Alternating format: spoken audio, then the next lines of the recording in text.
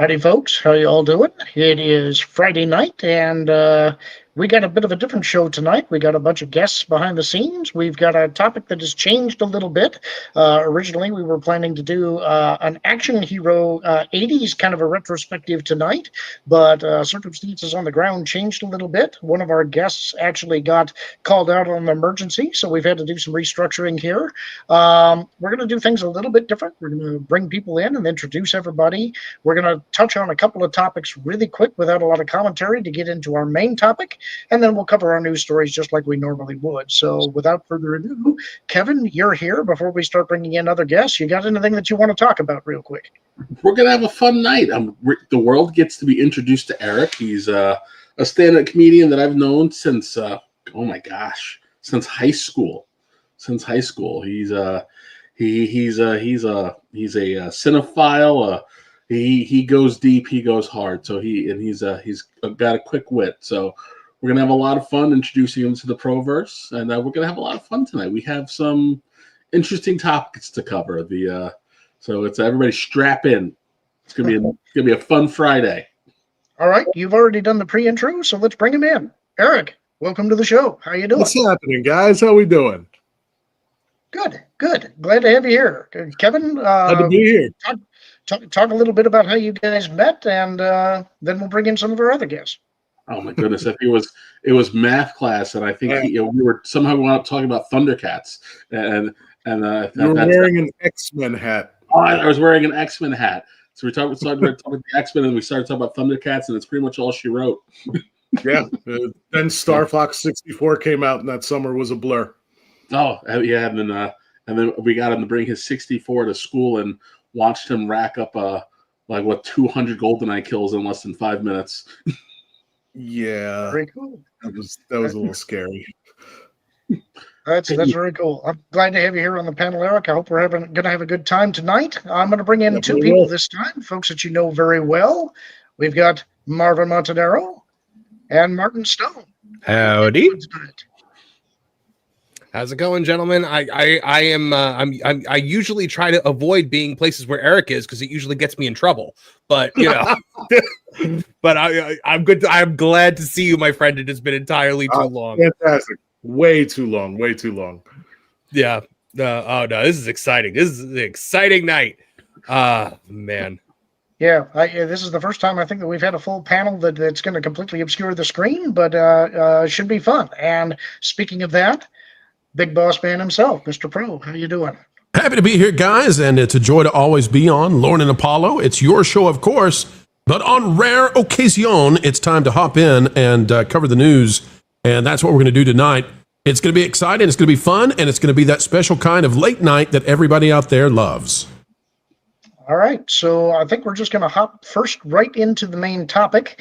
We're going to talk about Peacemaker tonight, and I thought that we'd start off with the contrary view, I think, from what most of us are going to feel.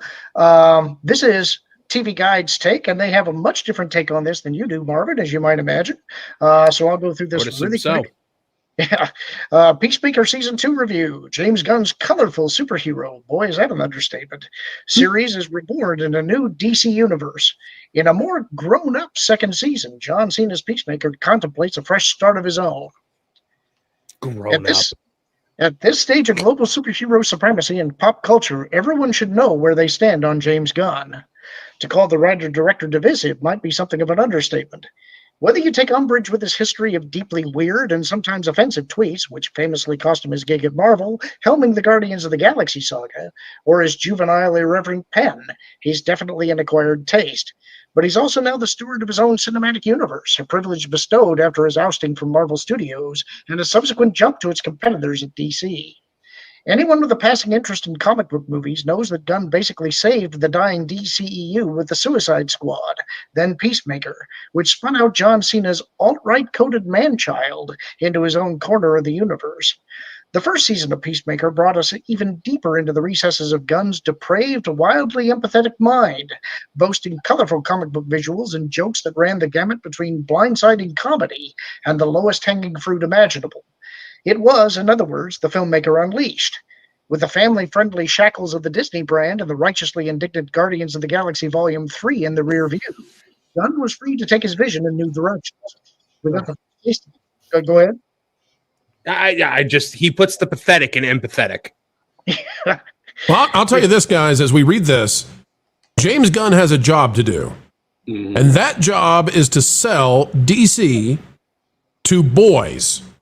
Now, seriously, his job is to sell action figures and pajamas and board games and tchotchkes to 7-year-olds to 13-year-olds.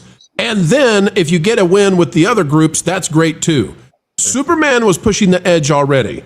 The stuff that is happening in Peacemaker, I got to say, listen, I'm not squeamish. I'm no prude.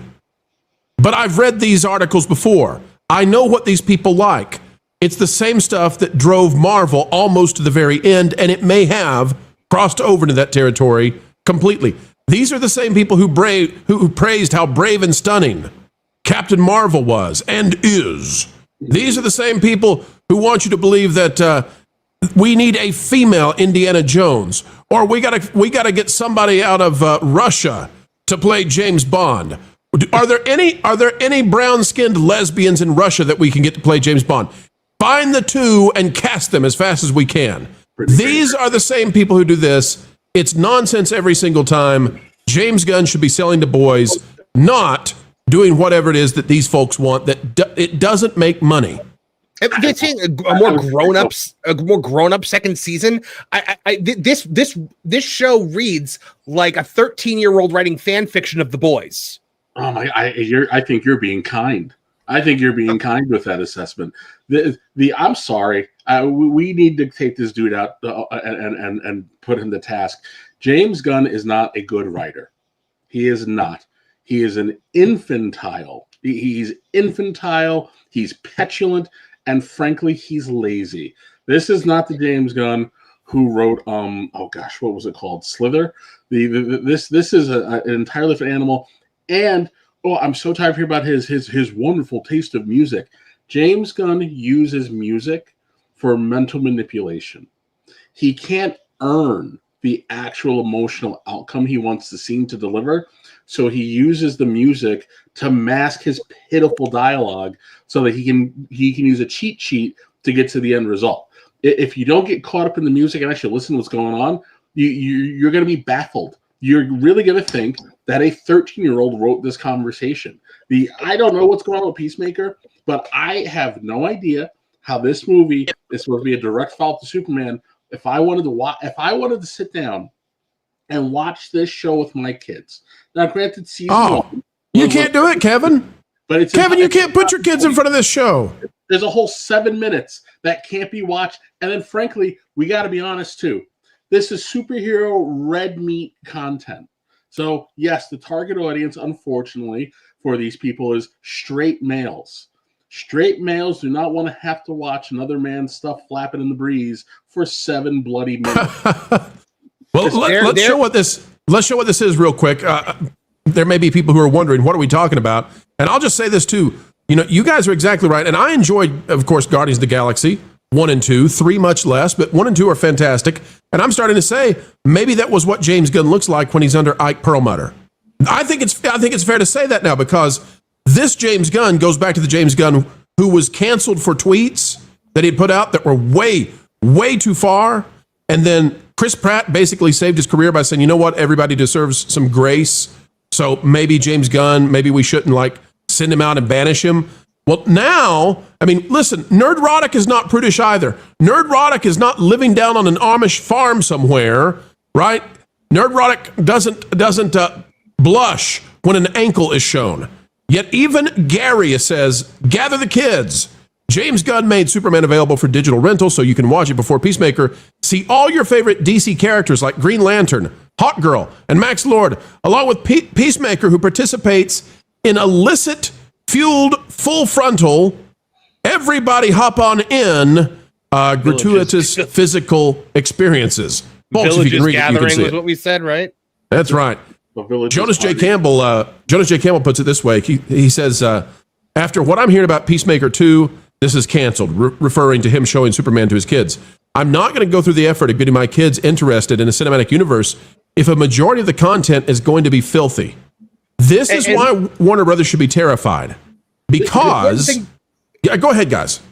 I was saying an important thing to point out here is that 2/3 of what has come out, or 2 out of 3 projects that have come out for this DC universe, have been not for kids, because people don't realize Creature Commandos came out because nobody watched it, but that was also very much not for kids. And it was also right out the box. It immediately takes a swipe at the fandom.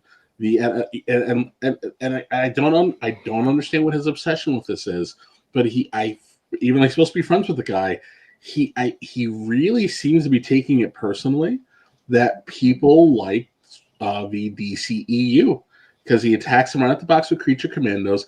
Then he makes a very jarring and unnecessary, and frankly feels mean-spirited retcon at the end of the season 1 recap, where he has the Justice Gang replace the Justice League. And let me take a second here to talk about Guy Gardner. Right, I love Guy. I love Green Lantern. I'm a DC guy. This Lantern show that's coming out. I know. This Lantern show that's coming out. I was reading an interview from oh gosh, what is his name? Why am I I'm so annoyed that I'm brain farting on names. What's Guy Gardner's real name? Nathan Fillion. Nathan Fillion says that he uses the F word more in this show than he's ever used it in the entirety of his life. Green Lantern is a foundational character for the DC pantheon. He is a member of the freaking Super Friends. He is a lunchbox bait. You're taking a main character. So is El Dorado. Well, yeah, but you're giving him a filthy mouth, and you're putting him in filthy situations, and so that does not give you much hope for this Lanterns TV show. I am part of the biggest issue that we all had with the DCEU is that you could not comfortably sit down and let your kids watch this. All people want is the ability to tap into the old school Reeves versus Superman. Listen, how old is Lois and Clark? It's almost a 32, 33-year-old TV show. And yet Dean Cain doesn't age. And Dean Cain has not aged, right?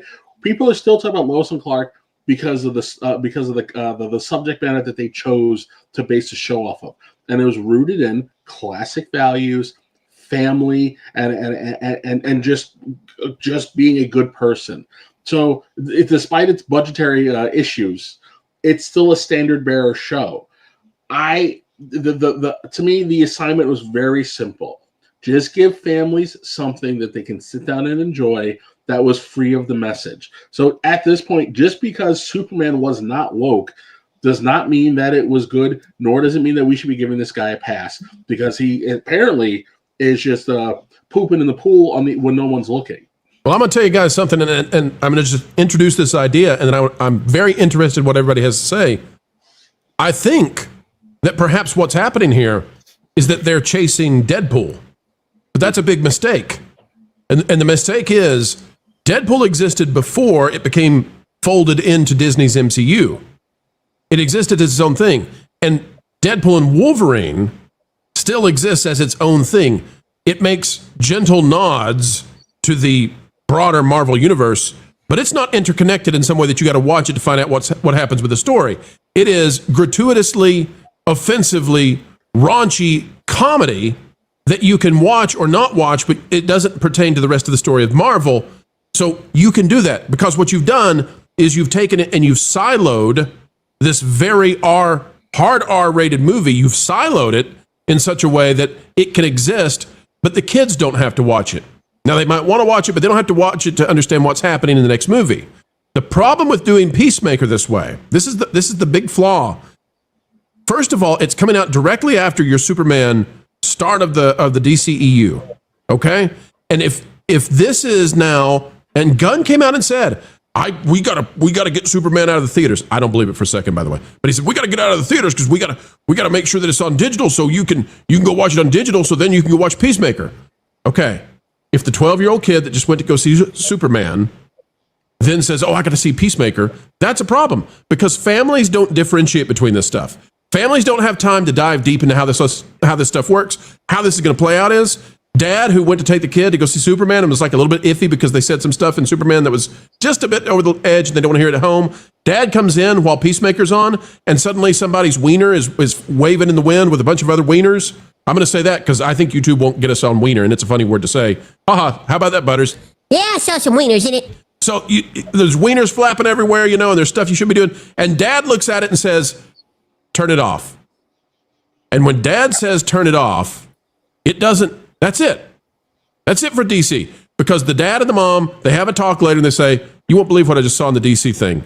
We're done with that. And that's it. I'm going to push back on one thing that you said, Pro. I don't think it was chasing Deadpool. I think it was chasing the boys.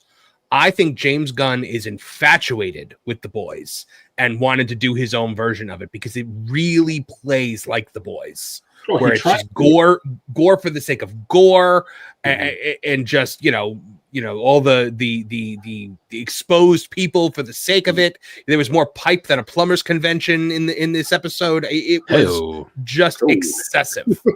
Well, again, look at what he wanted to do originally.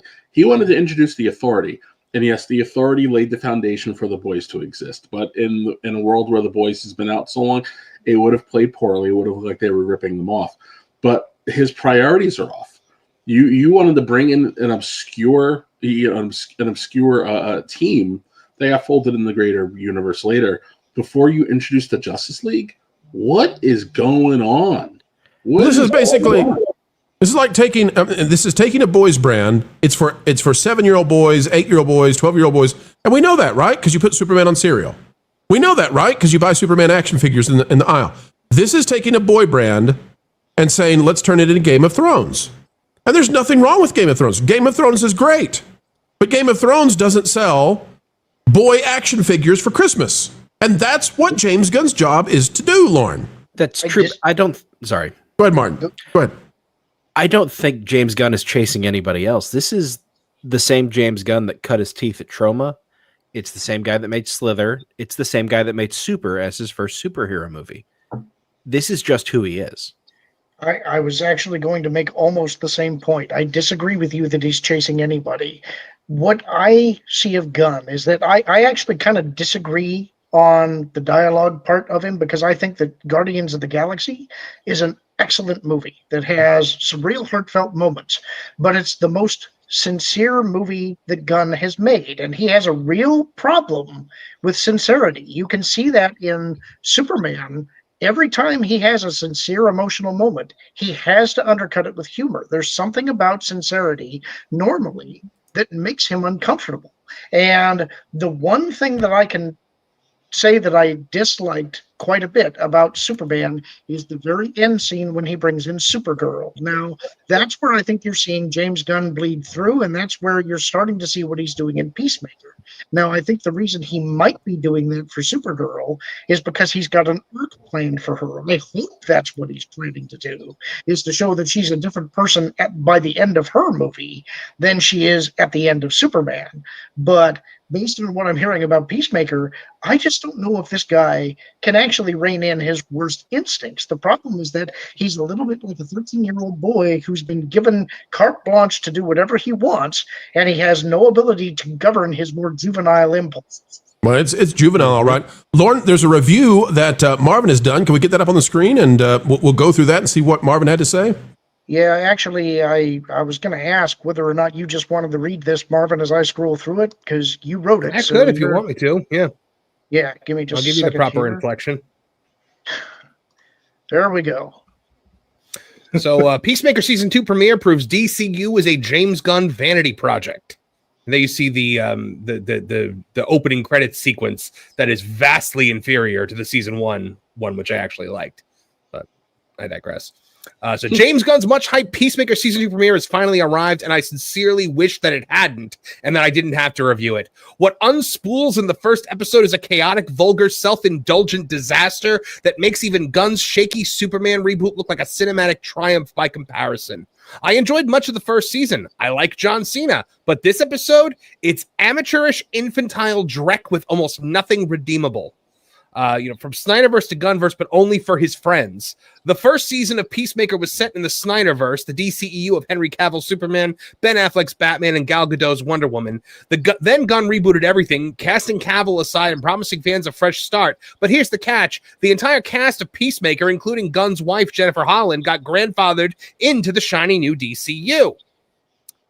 And so what fans get is a recap that clumsily rewrites history, swapping Snyder's Justice League for Gunn's Justice Gang and recasting Superman and Supergirl in the season 1 finale flashback with a really bad green screen cameo from Green Lantern and Hawkgirl. The hoops jumped here aren't for story coherence. They're for keeping James Gunn's inner circle on the payroll. And of course, Gunn and DC rushed Superman, a family movie made for kids, digital platforms, so people could watch it before tuning into Peacemaker Season 2, directly drawing a connection between them. That decision is nothing short of irresponsible. The family-friendly tone of Superman has no connection whatsoever to the grotesque carnival of profanity and exposure in Peacemaker. And pause right there. I want to add something, because I know some people are going to say, you guys are prudes. This is, come on, guys, you can handle this kind of thing. Here's my answer to that. Imagine if in Marvel, if everybody I think knows you had to see Captain America Civil War to understand the Infinity War and Endgame, right? You had to go see Captain America Civil War. Well, what if Captain America Civil War featured illicit substance use and gratuitous nakedness with men and women and all of that? What would have happened to Marvel? And yet this is what James Gunn is doing straight out of the gate with DC. Warner Brothers needs to be worried at this point, because if that's what you want, that's fine. But the return on investment will not be fine. The money they're spending on DC, when you do this kind of content, the lunch boxes are gone, the backpacks are gone, the action figures are gone. Like, that's what will happen if you do this. And you can have like one misstep with Peacemaker, I guess. But if this is the Supergirl movie, if it comes out and it's like this, it's over. Well, remember that awesome toy commercial they did for Superman? Where it was like, oh, the kaiju's attacking Metropolis. Here comes Superman and the Justice Gang. Like, the Justice Gang now are in this, having that ridiculous conversation with James Gunn's talentless brother in that stupid audition scene that exists for no other reason than to put James Gunn's talentless brother into this show. It's insane, because it's that's the thing. Like, I love Game of Thrones, or I love the most of Game of Thrones except for the ending. But so it's not that we don't like this content, but there's a place for it, and it's not in a superhero universe where you have connected directly to a family friendly property. That's it. Superman needs to be Oswald Penitentiary. Got Eric. No, I was saying, it belongs in Oswald Penitentiary. Yeah, well, listen, Bruce Wayne is a playboy. You don't show him in certain ways being the playboy. You tell it, you allude to it. You don't have Bruce with 3 other dudes and 2 women, getting it on screen. Why don't you do that? Well, because everything to do, like $1 billion to $5 billion worth of merchandise just went down the drain. Yep, this is very the short-sightedness is incredible here. I honestly expected a little bit more from Peter Safran to kind of rein in James Gunn a little bit here, but I feel like everybody's just kind of asleep at the wheel. And they need to be honest about why this thing hit digital so fast. They thought that Fantastic Four was going to eat Superman's lunch, and that they could have recouped money by releasing it on digital. If this was we want to give you this great gift. No, you didn't ever think that you would have been in the position to steal all the oxygen away from Marvel and be the talking point of the summer. And because they got so much attention, there should have been a strategy change here. Superman cannot be in a situation where he is tied to something that frankly has hypersexuality and has illicit, substance abuse. That isn't the brand. You're destroying the character. You're creating a nasty little fog that will spill over. And this Supergirl run, they're using Tom King's run here. You be ready to go on a ride that you're going to not really be too crazy about, because she's not going to be very likable the majority of this movie. But Warner Brothers here may be paying off on what Marvel always said they were going to do, which is to create a universe where each of their characters has their own style of movie. Marvel said they'd do it. They never really paid off on that. Mm-hmm. Warner Brothers is, and I'm not happy with what they're doing, but they are doing it. Yeah. Well, I think it's fine, but you haven't actually reestablished the universe yet. Like again, Deadpool worked. Wolverine and Deadpool work because Wolverine and Deadpool, when they are separate from the X-Men, are R-rated characters. So you can pull them out, and they can do whatever they want to do over here. But when they're with the group, they conform to the tone of the book. DC does not work like that. If you are a spicier character, you're generally all the way over here, and everybody else is over here, with the exception of like the Red Hood character. There aren't many that kind of can bounce back and forth, and even then, he doesn't. It's not a language thing. Well, there's another thing too, Kevin. Deadpool and Wolverine for Disney Marvel. That's like 17 years of we knew what Marvel was, and then there's this standalone thing. This is the second big thing. This is the thing right after Superman. Yep. Like you're defining what this brand is under James Gunn. Yep. And that's a fatal flaw because you don't have 17 years of the audience understanding what is this. Now they've heard, okay, well, we're going to watch Superman digitally, and then we're going to watch Peacemaker because James Gunn says this all ties in. And they watch the first episode, they say, and I'll never watch this again. Honey, we're not going to go see Superman 2. The kids can't go see it. I'm sorry, it's too much. That's the problem. It's unearned. It's too fast. And again, no one knows what this brand is yet. So now there's mass confusion. Not only, by the way, is following Superman a family-friendly thing. Look who the star is: John Cena, the guy who has been a hero to little kids for years and still is. China. I mean, oh yes, and China. It's kind of funny because John Cena was in that that infamous scene there with all of the exposure, and that China apology is still the gayest thing he's ever done. That's a good joke, Marvin. That's a good one. Thank you. I've been waiting on that one. So, Eric, you didn't really get in here a whole lot. Do you have any particular thoughts about this? I think he's frozen. I think we lost him again. What is it? No. But I would like to congratulate Eric because he has tested out AOL's final days of dial-up modems. And, we can see what that era of the internet looked like. Eric, we knew you well. Yep.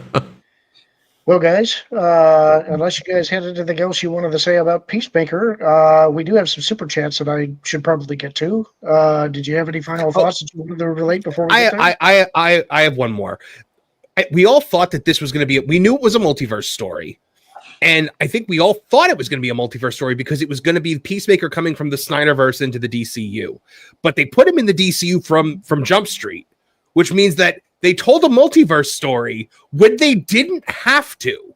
And if there's one thing people are sick and tired of, to the point where Deadpool made meta jokes about it, it's multiverse stories right now. I can't believe he wrote a multiverse story. I do have this question because Peacemaker is in the Superman movie. He's being interviewed by Michael Ian Black, right?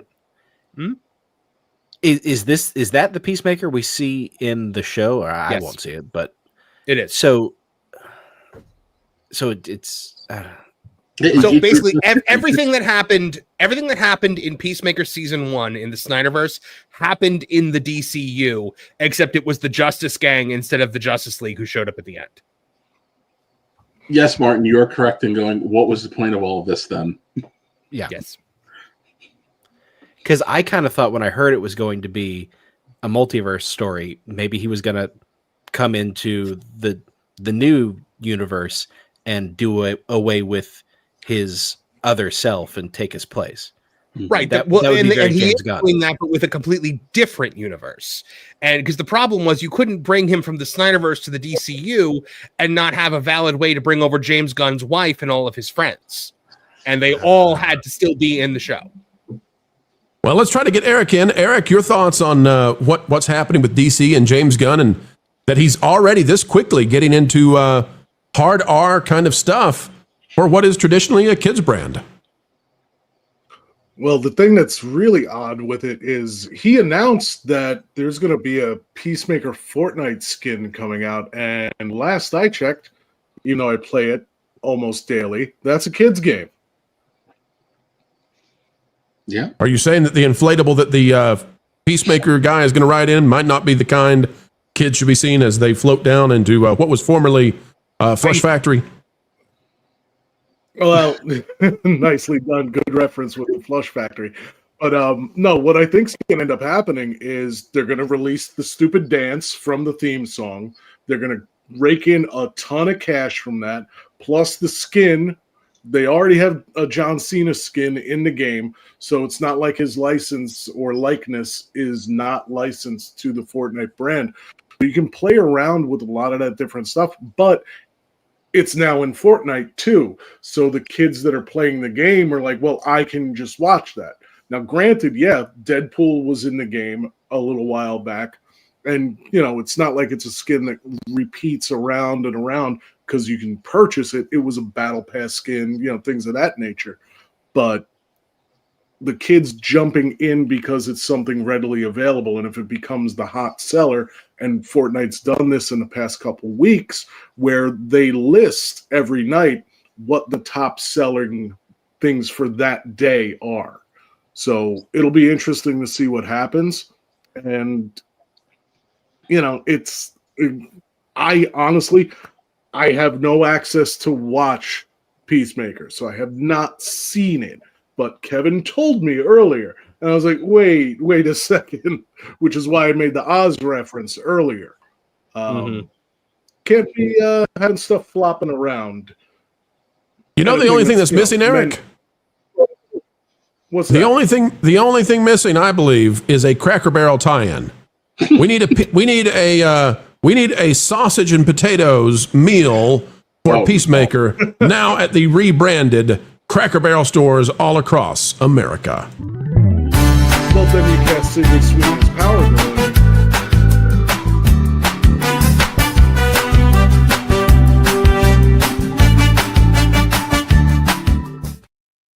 All right, gentlemen. Thank you for letting me in on some fun for that first segment. I've got to go, but I wanted to be here for that one. Sometimes the news breaks during the day. People like James Gunn take a wrecking ball to plans that we've made, but we get out the old bulldozer of truth and just come on in and start moving things around like we need to make things work out. I appreciate you guys giving me the chance to come in here for a little bit and talk about this. And Lorn, what are you guys going to be talking about for the rest of the show? What do you got planned out? We've got a little bit on the Democratic Party having recommendations about terms to no longer use to try and win back voters. We got some things on Disney scrambling to win back men and boys. A little bit on Simon Kinberg's new trilogy. He's talking about inspirations for that. Some stuff on Margot Robbie and Colin Farrell talking about who the original villain of Birds of Prey was supposed to be. And a little bit of Spider-Man 4 casting news. Well, I'll tell you what, I will be listening in. I've got some work that I'm going to be doing. If I get a chance, I'll hop back in because that sounds fantastic, and I would love to be a part of those conversations.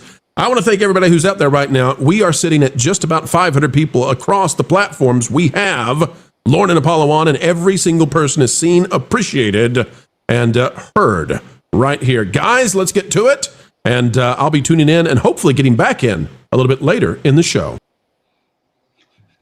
All right, fellas. We do have some super chats that have been sitting here waiting for a bit, so I'm going to go to those real quick. We have William Thompson at the very top of the show, gifting 20 WDW Pro memberships. Sir, you were supposed to be here tonight. Had an emergency come up to where you weren't able to be on the panel, but really appreciate your support. You're one of the good ones, and we love you here.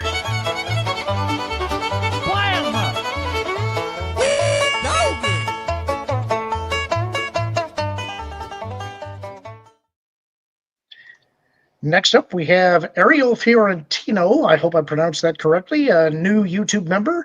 I didn't see at what membership level you are, but happy to have you here. Thank you for your support. You did a good job with the pronunciation. As the lone paisan on the panel, I will let you know. I appreciate it. Next, we got Richard James for $5. Breaking news. K-pop Demon Hunters sequel will be K-pop Disney Princess Hunters. Salutations to the entire DW Pro team and other co-conspirators. And The Logical Male for $5. I call the James Gunn Superman a comical parody of the Man of Steel. You can't tell me with a straight face the film was serious. No, it was juvenile. Logical. And we have another $5 from the Logical Mail.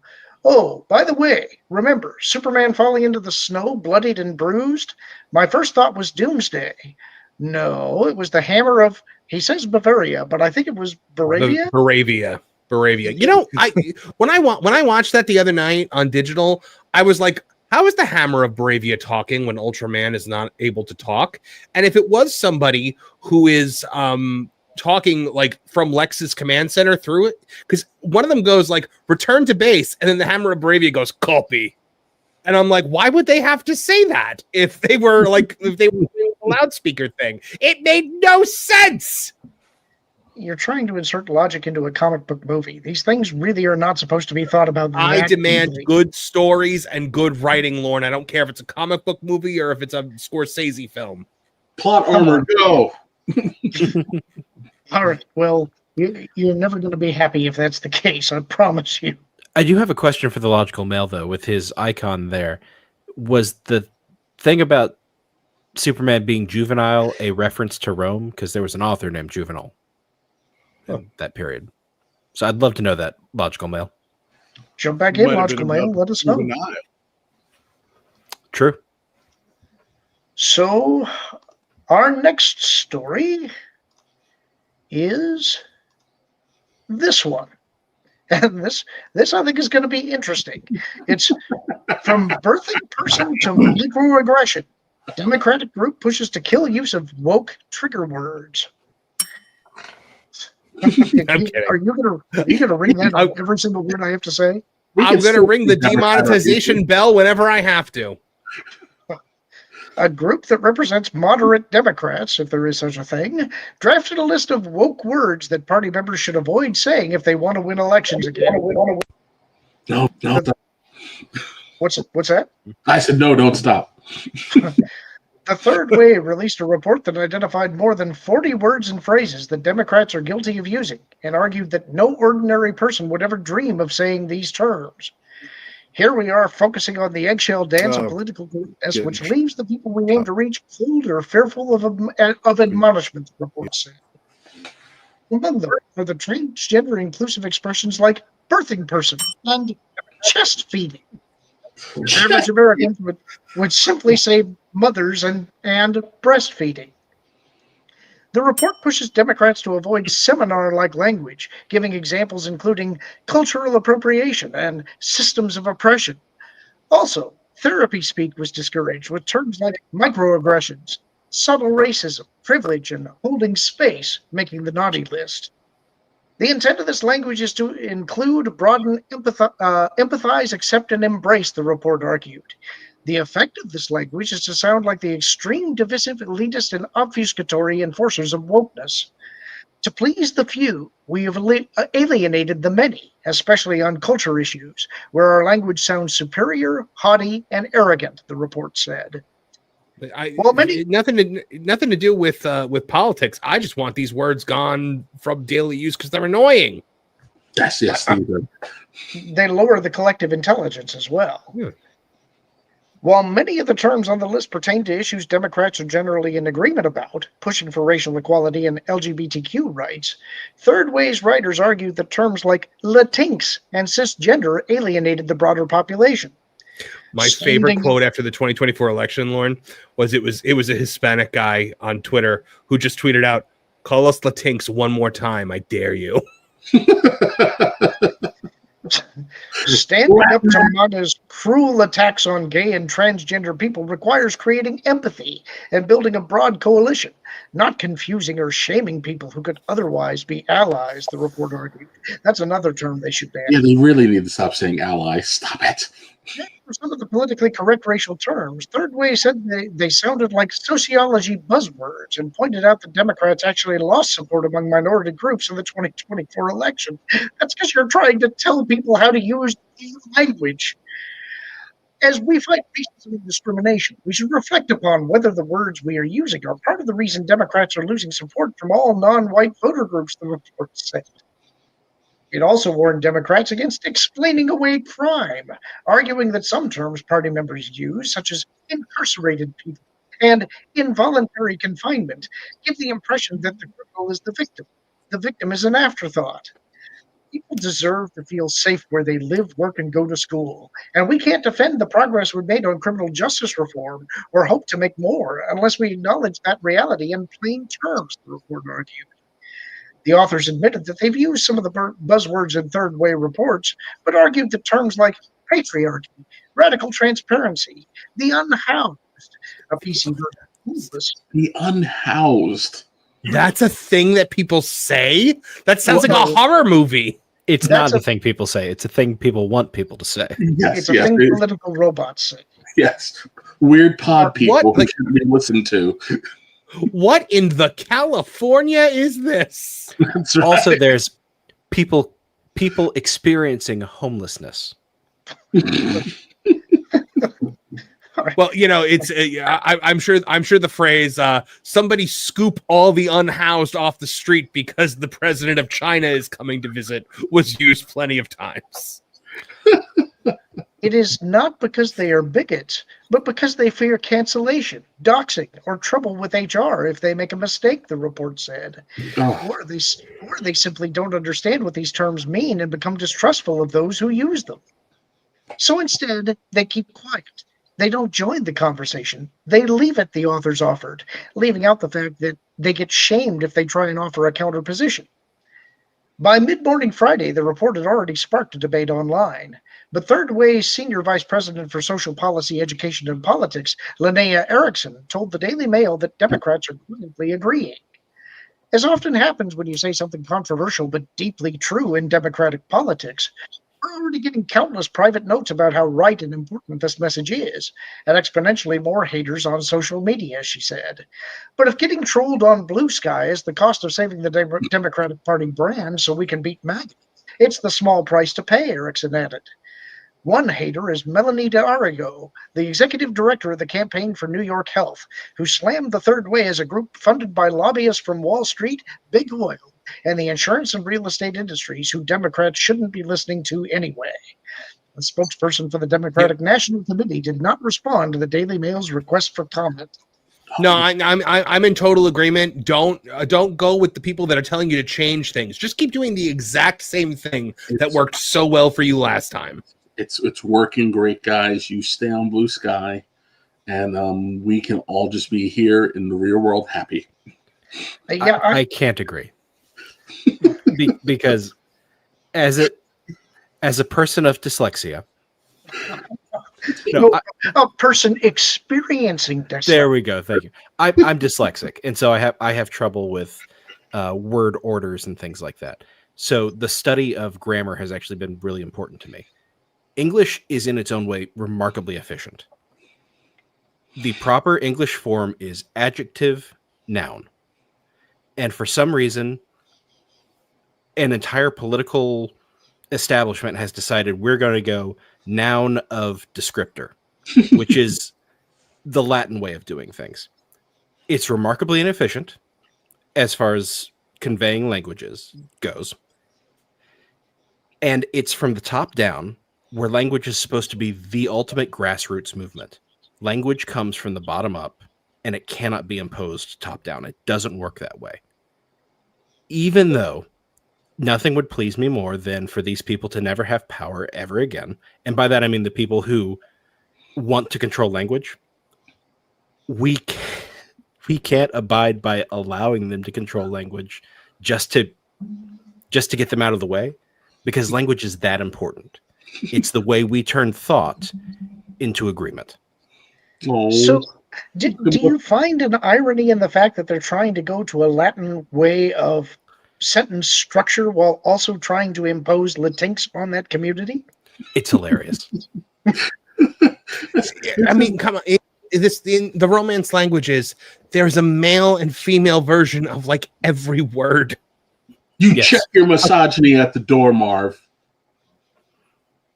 I've always wondered why in Italian kitchen is masculine when like it's the Italian mama that you expect to be in the kitchen, not the papa. Yeah, because the grandfather is the one that makes the best meatballs. That's why. Well, yeah, that's true. Like in Donnie Brasco, where he's talking about how all over the world women cook, but men are the best cooks. If you go to Mars someday, Martian men will be the best cooks. So I really want to know what our HR individual thinks about all of this, because I imagine it's going to be awkward for you, because I imagine you have to impose some of this stuff while probably not really agreeing with it. Oh, I get my Winston Churchill on. I'm the bulwark against this nonsense.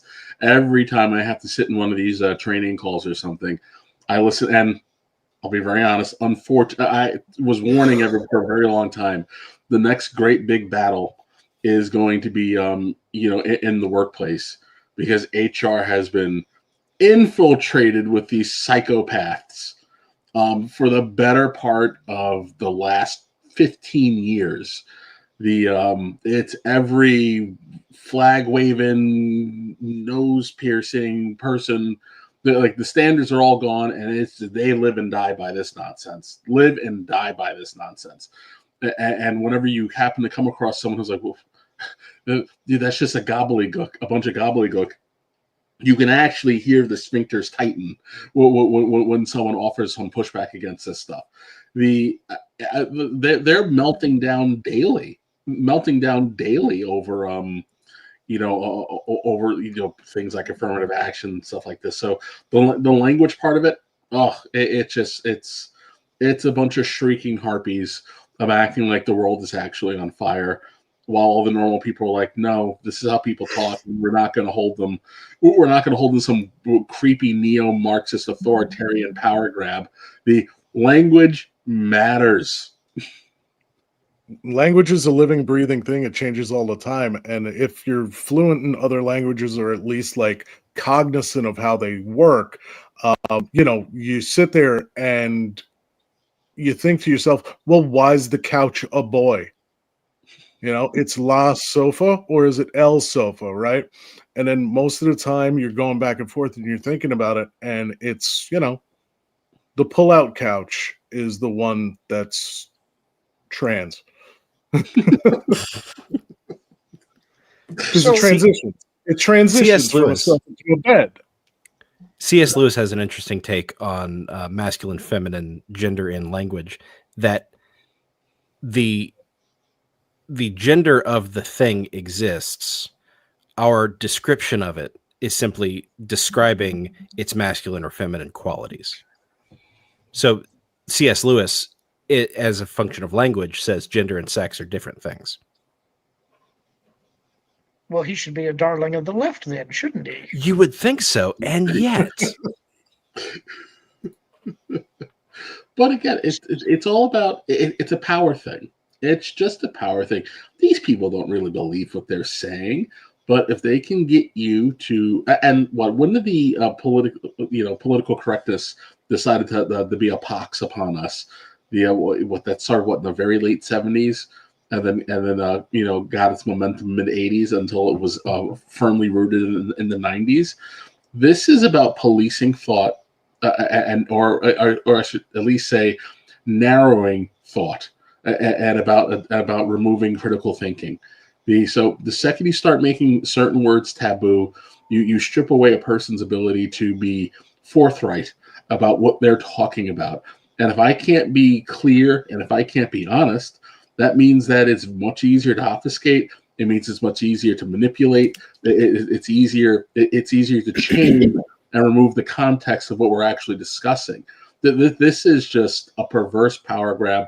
I'm so happy that people didn't fall for this nonsense, and that people started pushing back on it, because it was getting a little scary there for a while. So,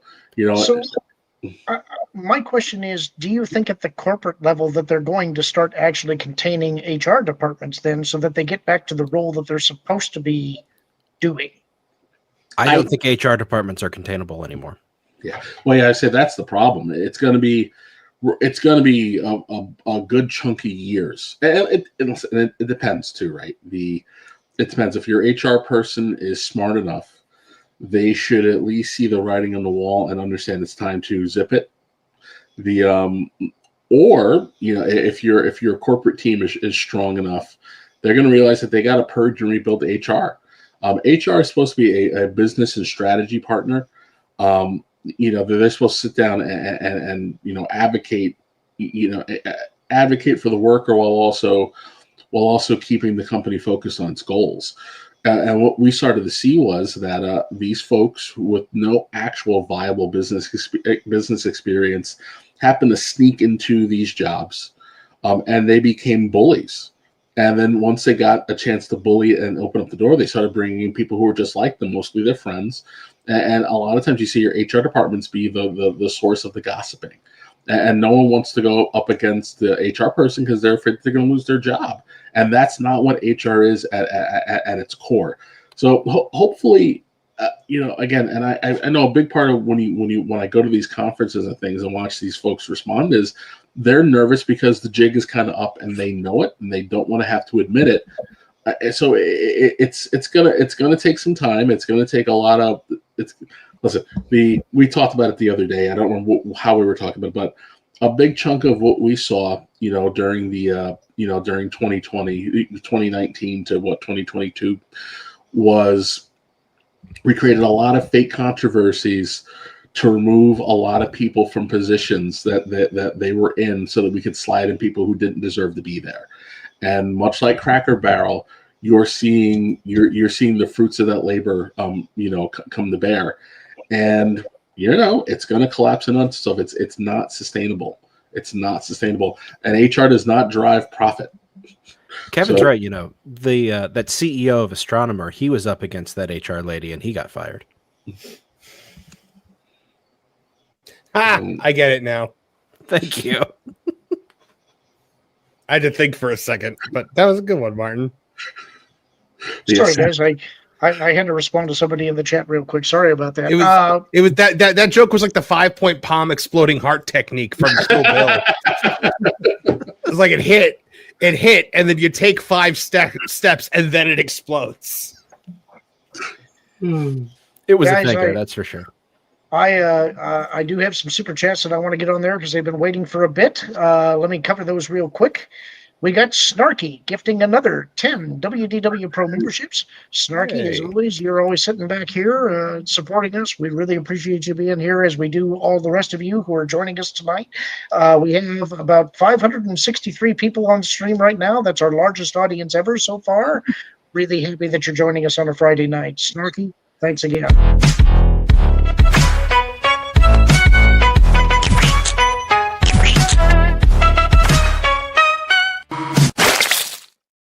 Martin's joke is a hit in the chat. Oh, thank you. Yeah, but Floral from Under a Rock wanted to let you know he got it immediately. So Steve is better than all of us. Floral knows me. We've collaborated before. We're simpatico and that kind of thing. Next up, we got Miravita for $9.99. Unhoused is the newest buzzword. It's the approved term for our homeless program for the school districts, even in Iowa, which is a decidedly red state. Miravita, sorry you're having to deal with that. Appreciate you being here and supporting us as well. Good to see you out there, and thanks again.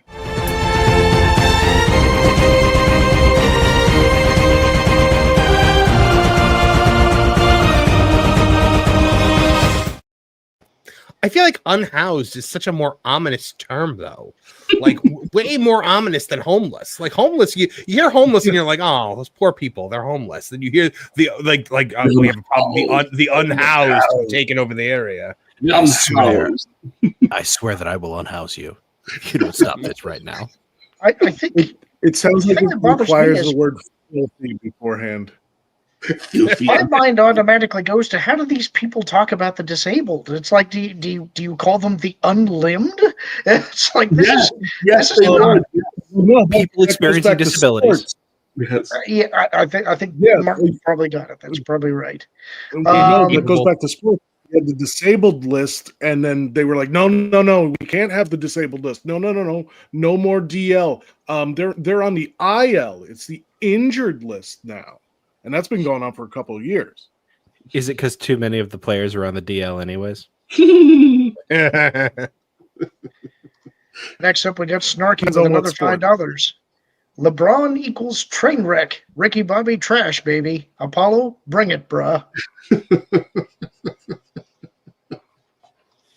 So thank you, everybody. We appreciate your support. And I think we pretty much covered the political correct speech.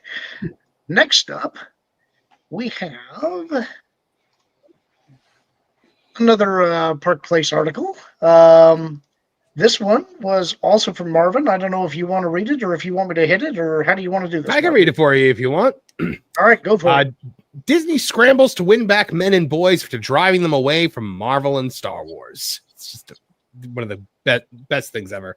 For years, Disney has been accused of alienating men and boys, the very audience that once made Marvel and Star Wars global juggernauts. Now, according to a Variety exclusive, the company is quietly admitting its mistake. Executives are instructing their film division to create content specifically targeted at Gen Z males, boys, and young men between the ages of 13 and 28, who Disney has been pushing away for years. And then there's one of the guys right there who's doing that.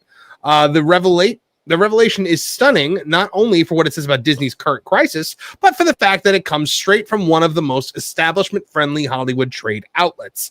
If Variety is running it, that means that almost certainly the marching orders are coming directly from Burbank.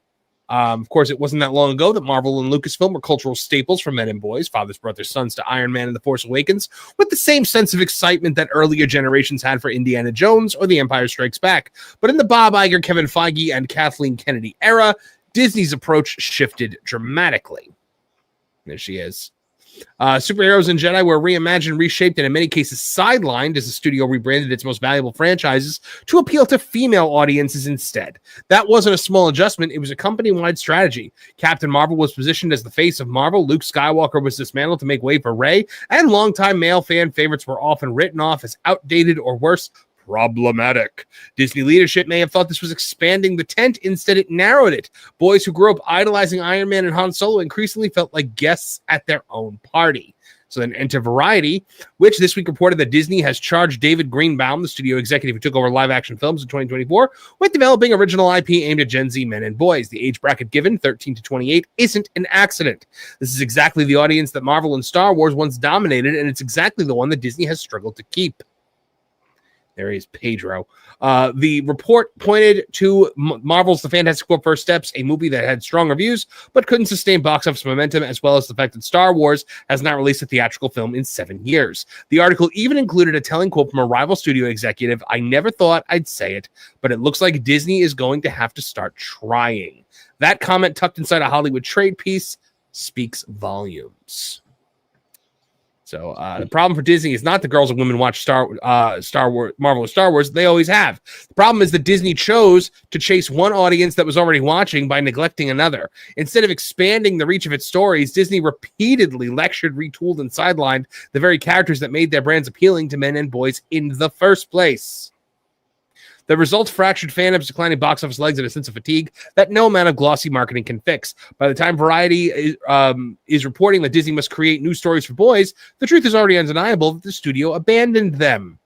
Of course, this new Disney directive to develop original stories for young men and boys should, in theory, be welcome news. After all, Hollywood desperately needs fresh ideas, but the timing reveals just how reactionary the strategy is. For years, the company dismissed fan concerns as toxic or backward. Now, as profits falter, the same audience they mocked has suddenly become essential again. And basically, what we're saying here, guys, is they had the two biggest boy brands in the world.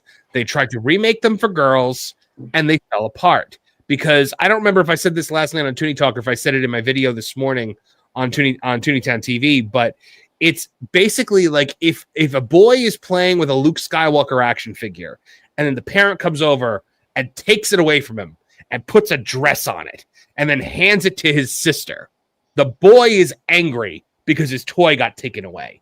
And the girl is looking at it like, what the heck am I supposed to do with this?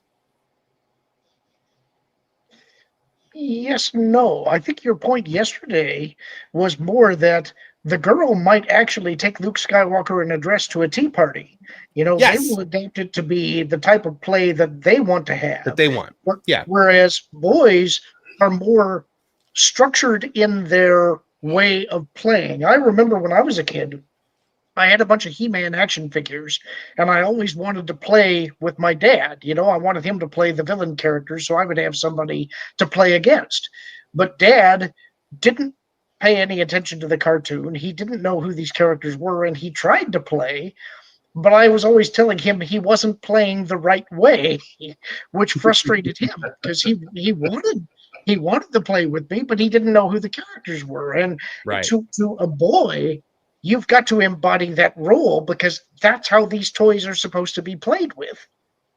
Mm-hmm. Yeah, no, I said it last night that you know, like a boy playing with his sister will be like, well, this is the Foot Clan and these are the turtles and their enemies, and the girl will be like, but maybe this is the one where they all go on vacation together. It's so true.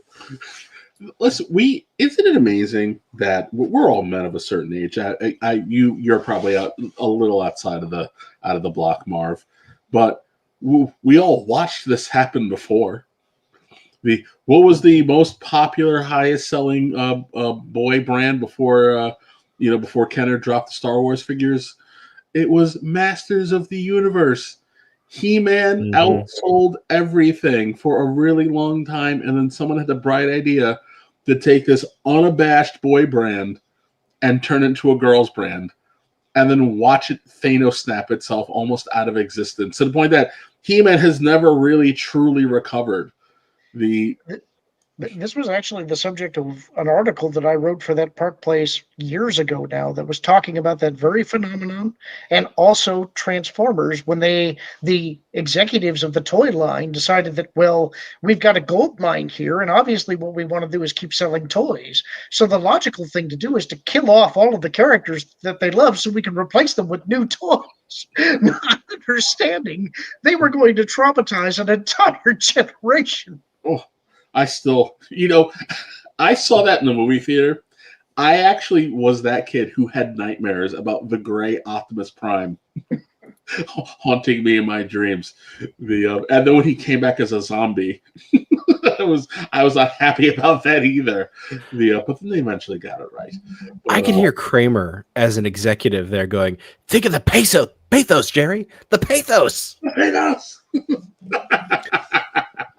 Well, everything was driven by toy sales back then, and it was, and Paul Dini has said it repeatedly that like whenever they would talk about like doing something more female focused in the DC things, it was always girls don't buy these toys, so keep it. And that's why Young Justice got canceled. Yeah. Well, the reason Batman Beyond happened actually is fascinating because they came back to Batman the animated series was doing so well, and then the Warner Brothers people came to Dini and Tim and were like, "Hey, yeah, we need Batman to be in high school. Kids will identify with Batman more if he's in high school."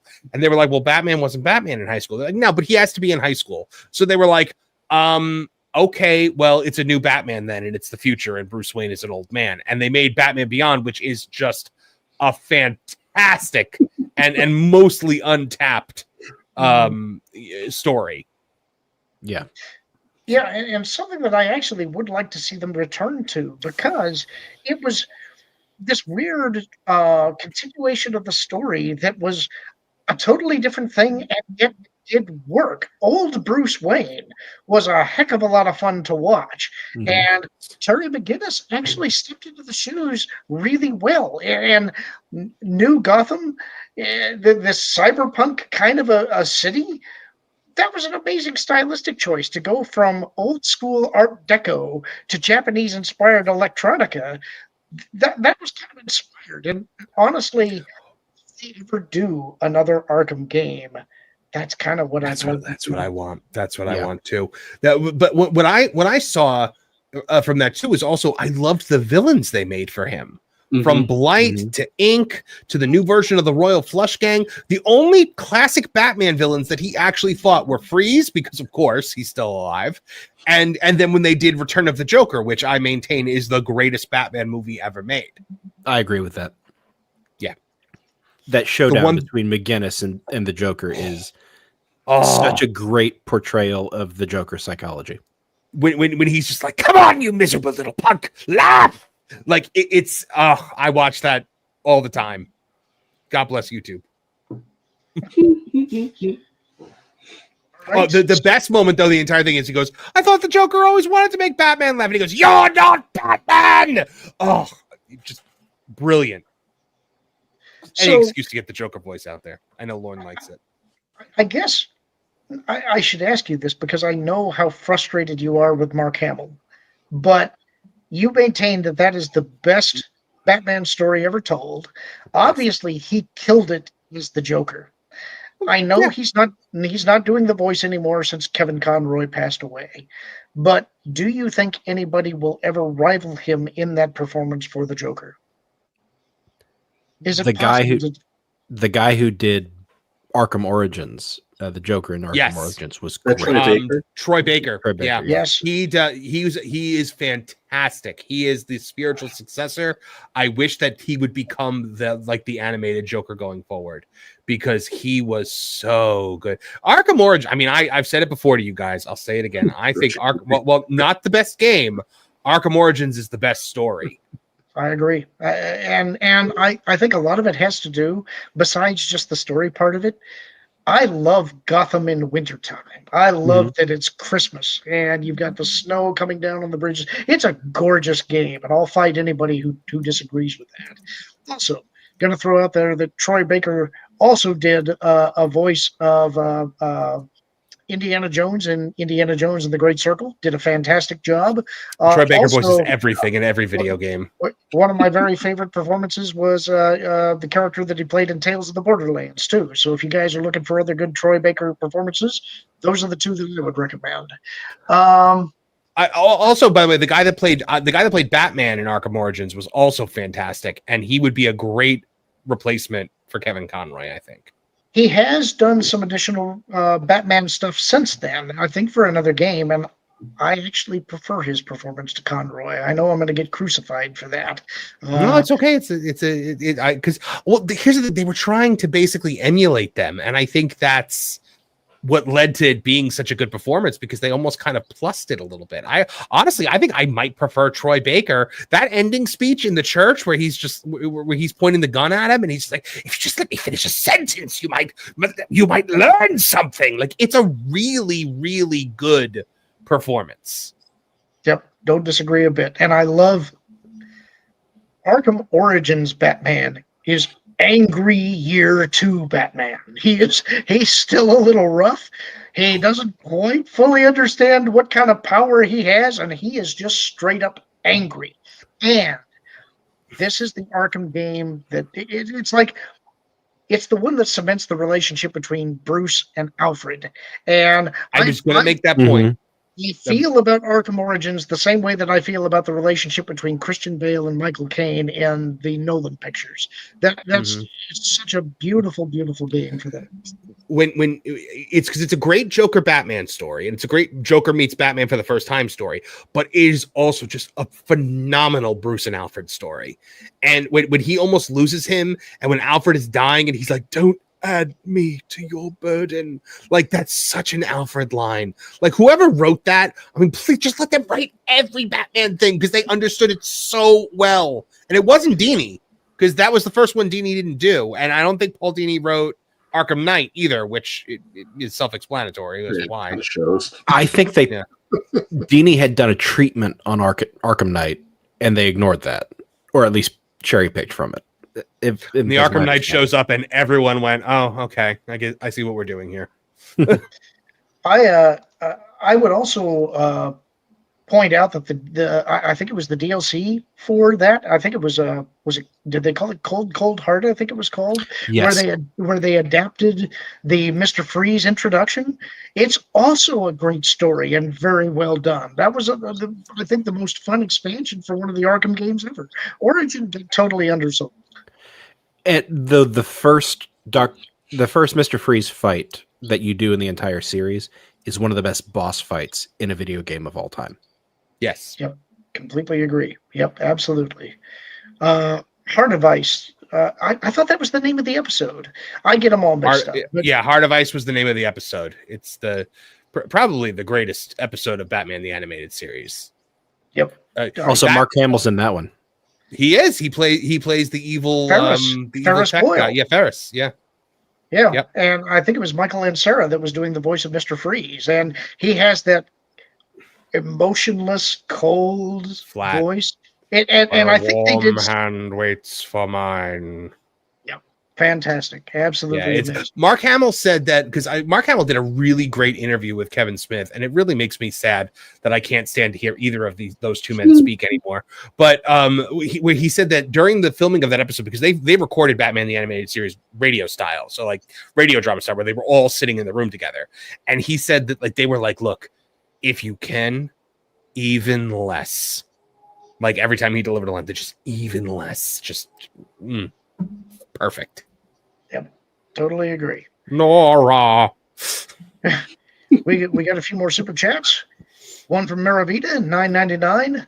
Marvin, I'm so proud of you reading this with so much snark. VR couldn't get through a single paragraph without losing it and laughing. Yeah, I don't know what you're talking about, Maravita. Was it the last article we did, or if Valiant was reading one of my articles and it was entertaining him, I want to go back and watch that. We got Mike D for $5.01. Just to thank you, Lorn, Kevin, Martin, and Marvin for letting us vent.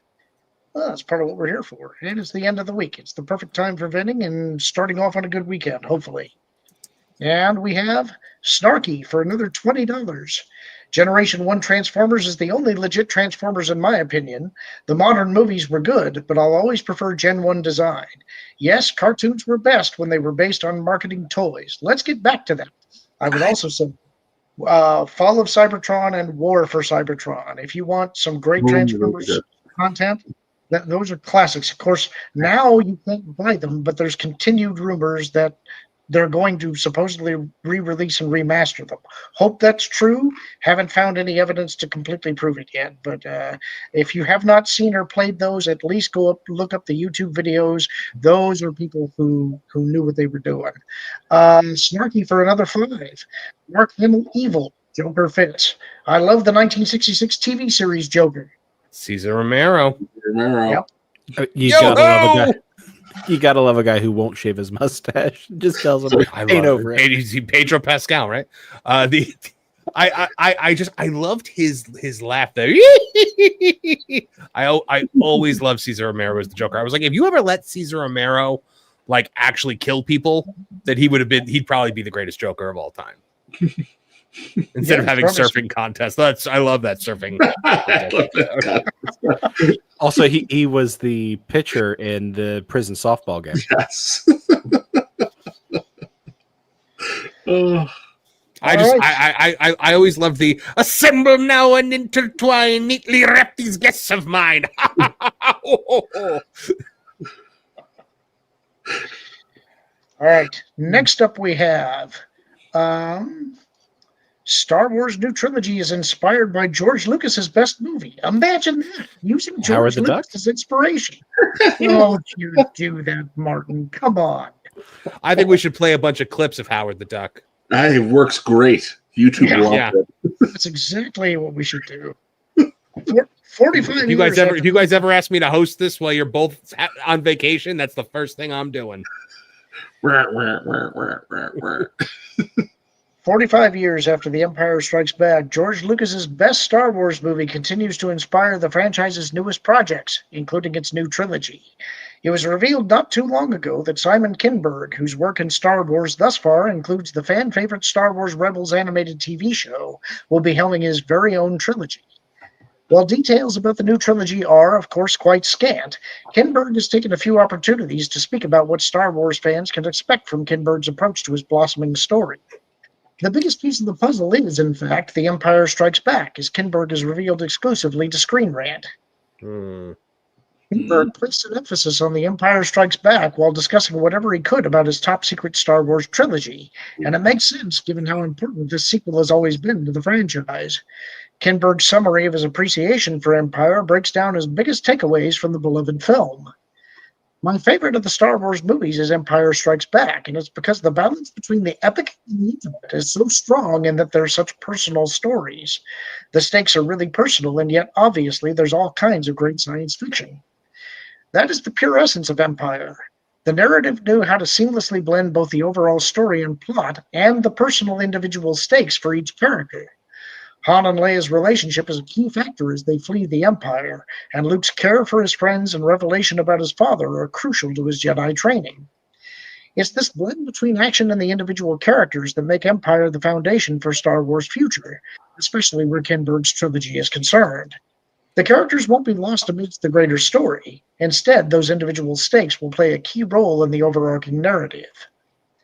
This is extremely encouraging for the new Star Wars trilogy, if only because Empire has always been the best of the franchise. Lucas had the difficult task of somehow topping his own work with the original Star Wars, and yet he somehow accomplished that with a movie that's an utterly timeless masterclass in great sci-fi action and character work.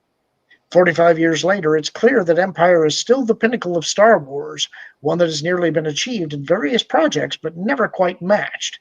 That's what makes The Empire Strikes Back such a wonderful basis for Star Wars storytelling today, especially in the franchise's newest trilogy. So, I've obviously got a few thoughts about this, and I'm sure that you do too, Marvin. I'm curious to hear what you guys say before I weigh into this. Anything where Kathleen Kennedy is still making the final decision, I have no faith in. Anything Fair. else? That's really kind of it. I love Empire. It's a great movie. It would be a great science fiction movie, even taken out of the Star Wars universe. But you can't keep going back to that well. You've got to find something new to say. See, I'm taking a different perspective on this, I think. I don't think that they're talking about aping The Empire Strikes Back, but I do think they make a very good point about the fact that Empire really was a personal story. You were invested in the characters, despite the fact that there was this epic war going on in the background. It kind of, you start with the Battle of Hoth. That's the really big battle. That's the war scene. And then everything fades to the background while they're all dealing with their personal issues. I think the closest that we've gotten to The Empire Strikes Back since then is actually Jedi Fallen Order. It had that kind of a dark, bleak tone, but it was all because you were invested in these characters and their personal journey. And that's something that I think Jedi Survivor, at least in my opinion, didn't quite match, but Jedi Fallen Order had it in spades. Hitler, I know, is kind of a controversial choice here. Some good stuff. He's been attached to some really big projects too. But one of the things that I see as encouraging is that he was a consultant on Star Wars Rebels, and I think generally Rebels did pretty well. He was also involved in some of the consulting for The Force Awakens, but he left that project. Now, that actually gives me a little bit of hope here. It's like, I don't know if he left because he decided whatever you're doing here is not for me, or maybe he was arguing against what they were doing and they decided he was too big of a problem. Anything's possible. Yeah, I wouldn't be shocked. She doesn't like to be. She doesn't like to be questioned. She doesn't like to be, counterpointed, and neither does Jar Jar Abrams. So, especially when you know what's going on. If you understand the IP, they don't want to hear from you. This will make things right. Yeah, but I mean, I guess I'm trying to get a feel for what do you guys feel about Kinberg? Now, I'm skeptical of anything that's coming out of Lucasfilm these days. They keep saying they have all these projects that they're working on. I don't think anything is very much past a treatment. Kinberg's history is so checkered because a lot of what he's been attached to has been as like an executive producer, and so he hasn't really been in control, and it's difficult to tell how much he's really contributed. Some of the things that he's been involved with have been just garbage. I think he was behind one of the Dark Phoenix movies, but he's also had some good stuff, and so it's really difficult to read. What do we expect out of it? Do you have any hope whatsoever here? I mean, look, Rebels was really, really good. And if he was one of the minds behind Rebels, I would definitely believe in what he's doing because it shows that he understands Star Wars. Maybe don't ever let him write X-Men again. But Yeah, I think. Well, let's play. Let's do our own little personal Nuremberg trial right now. I charge you with the following offenses: Dark Phoenix, Fan Four Stick, Eclipse, X-Men Last Stand, Jumper, Triple X State of the Union. Hold on there. Counterpoints. A lot of this is an Levi's Keep executive Alone. producer role. And a lot of times, executive producers just get their names in the credits because they took a phone call with somebody. Well, he was writer on a bunch of those. Yeah, Was he? I just pulled his writer credits. But he also and was Mr. and Mrs. Smith, But Triple yeah, X1. yes. What else? There was some other stuff. First Class, which is not my favorite, but it's not bad. I actually like First Class. This Means War. I really like This Means War. And my cousin's in it. Let's see. Oh, I liked Ouija. That was okay. All right. So Sherlock Holmes. Sherlock Holmes. Yeah. I actually thoroughly enjoy the RDJ Sherlock Holmes. All right. So he's batting a little under 500 as far as I'm concerned. But this Yeah, is I'd call it actually 433.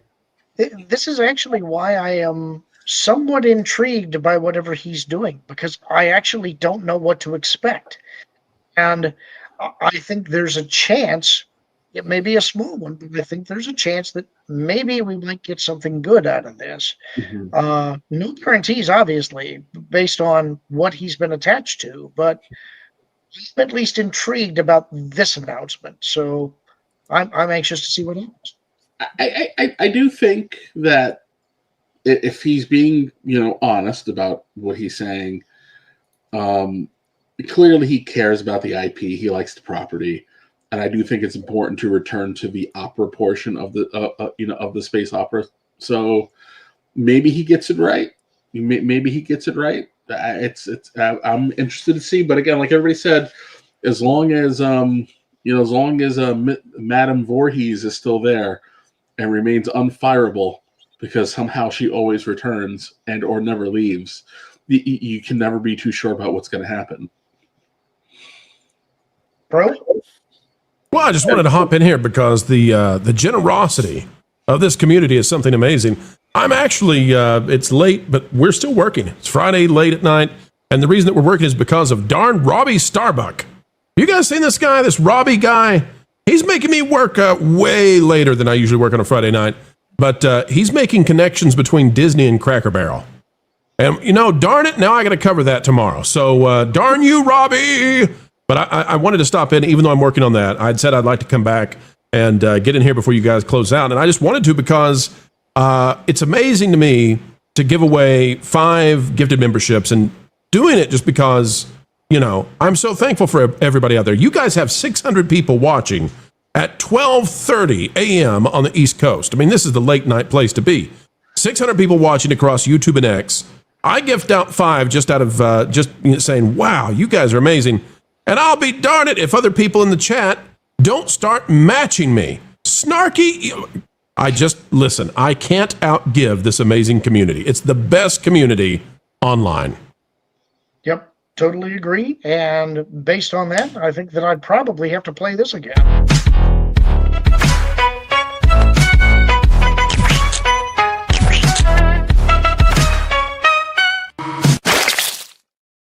I like the cheese doodles on either side of him. What do you mean you have to? What do you mean you have to? You get to. Yes, absolutely. But I noticed also you were looking for where Eric went, and he's I wanted to, I just wanted to rag on Eric. Now, wait a minute. Hold on a second.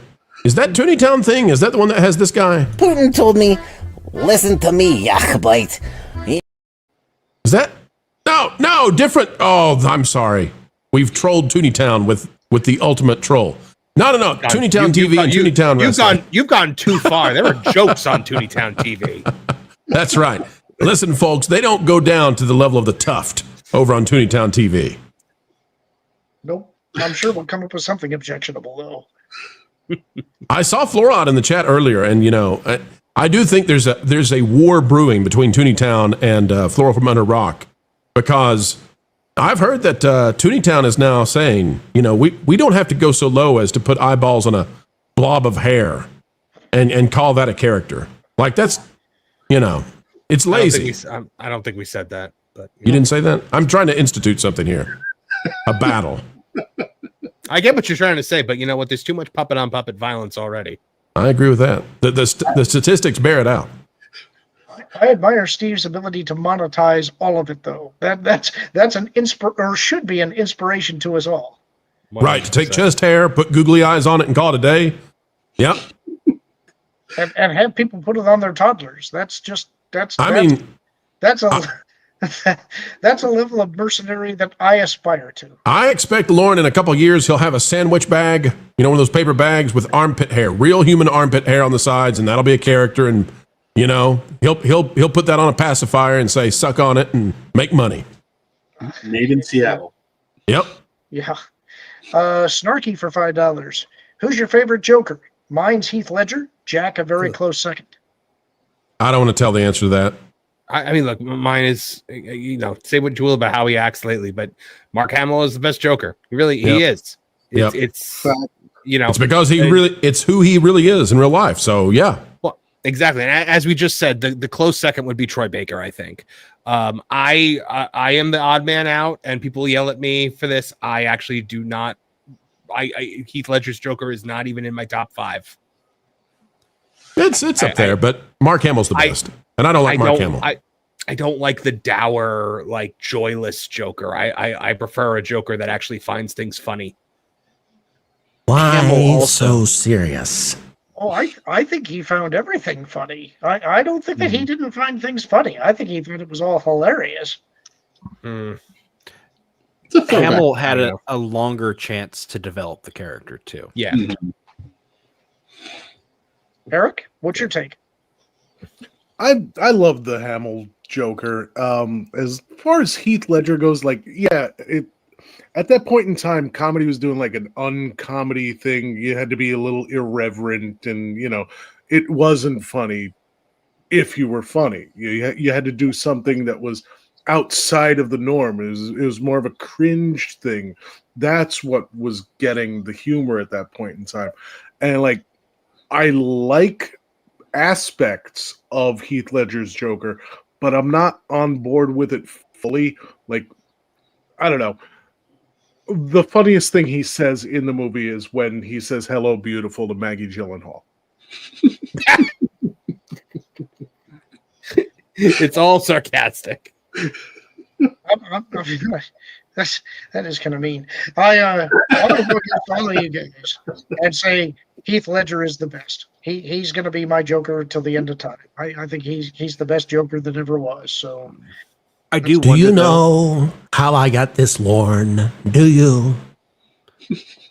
I do wonder if that is a result of us being guys of the age that came up after awful events in 2001, and we were shaped in our media by the following wars. And The Dark Knight is more a movie about those wars than it is a Batman movie. Yes, I would agree. I say all the time, it's a story about a deformed, person who, we were at war with at the time, the T, versus a detective. It doesn't read to me like a Batman Joker story until the last 10 minutes when he's hanging upside down. And then I'm like, we finally found it. Okay. I'm impressed that we got through that entire bit and it wasn't that discussion without having to ring the bell. I know. True professionals here. Maravita for $9.99. Why does the disaster that is my Disney... laptop's cutting in and out. What's that? I said the demonetization, it helps that my laptop's cutting in and out. You say? It helps that the fact that we haven't been demonetized helps that Eric's mic is cutting in and out. No. What did I didn't hear you, Eric. That's what he said. I just That's told exactly you what he said. I said. What? I'm not getting this either, Lauren. I'm sorry. I completely lost on what this might be. Marvin, are you okay? Marvin, Yes. Marvin, if you can He's get okay. through to Eric, tell him to shake the Etch-a-Sketch and try again. I think the fact that your laptop is having some problems might be helping with the demonetization. That's a great, Lorn, that's a great point. I hadn't thought about that. Wait, are we not allowed to say that D word? Do you get dinged for that D word? No, I just want to. Lorn's being. Are we saying that Eric was saying the D word and it wasn't coming through on his computer? Well, thank goodness his computer's broken. I'm glad he's not able to say the D word. Martin, if you hear him say the D word, don't allow it. Oh, dang, Eric, I won't. What were you saying, Eric?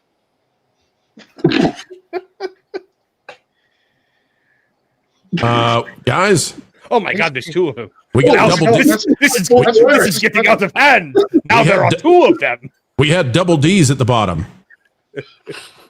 Eric, we were saying that we think that the fact that your laptop's having trouble might be helping us with the demonetization.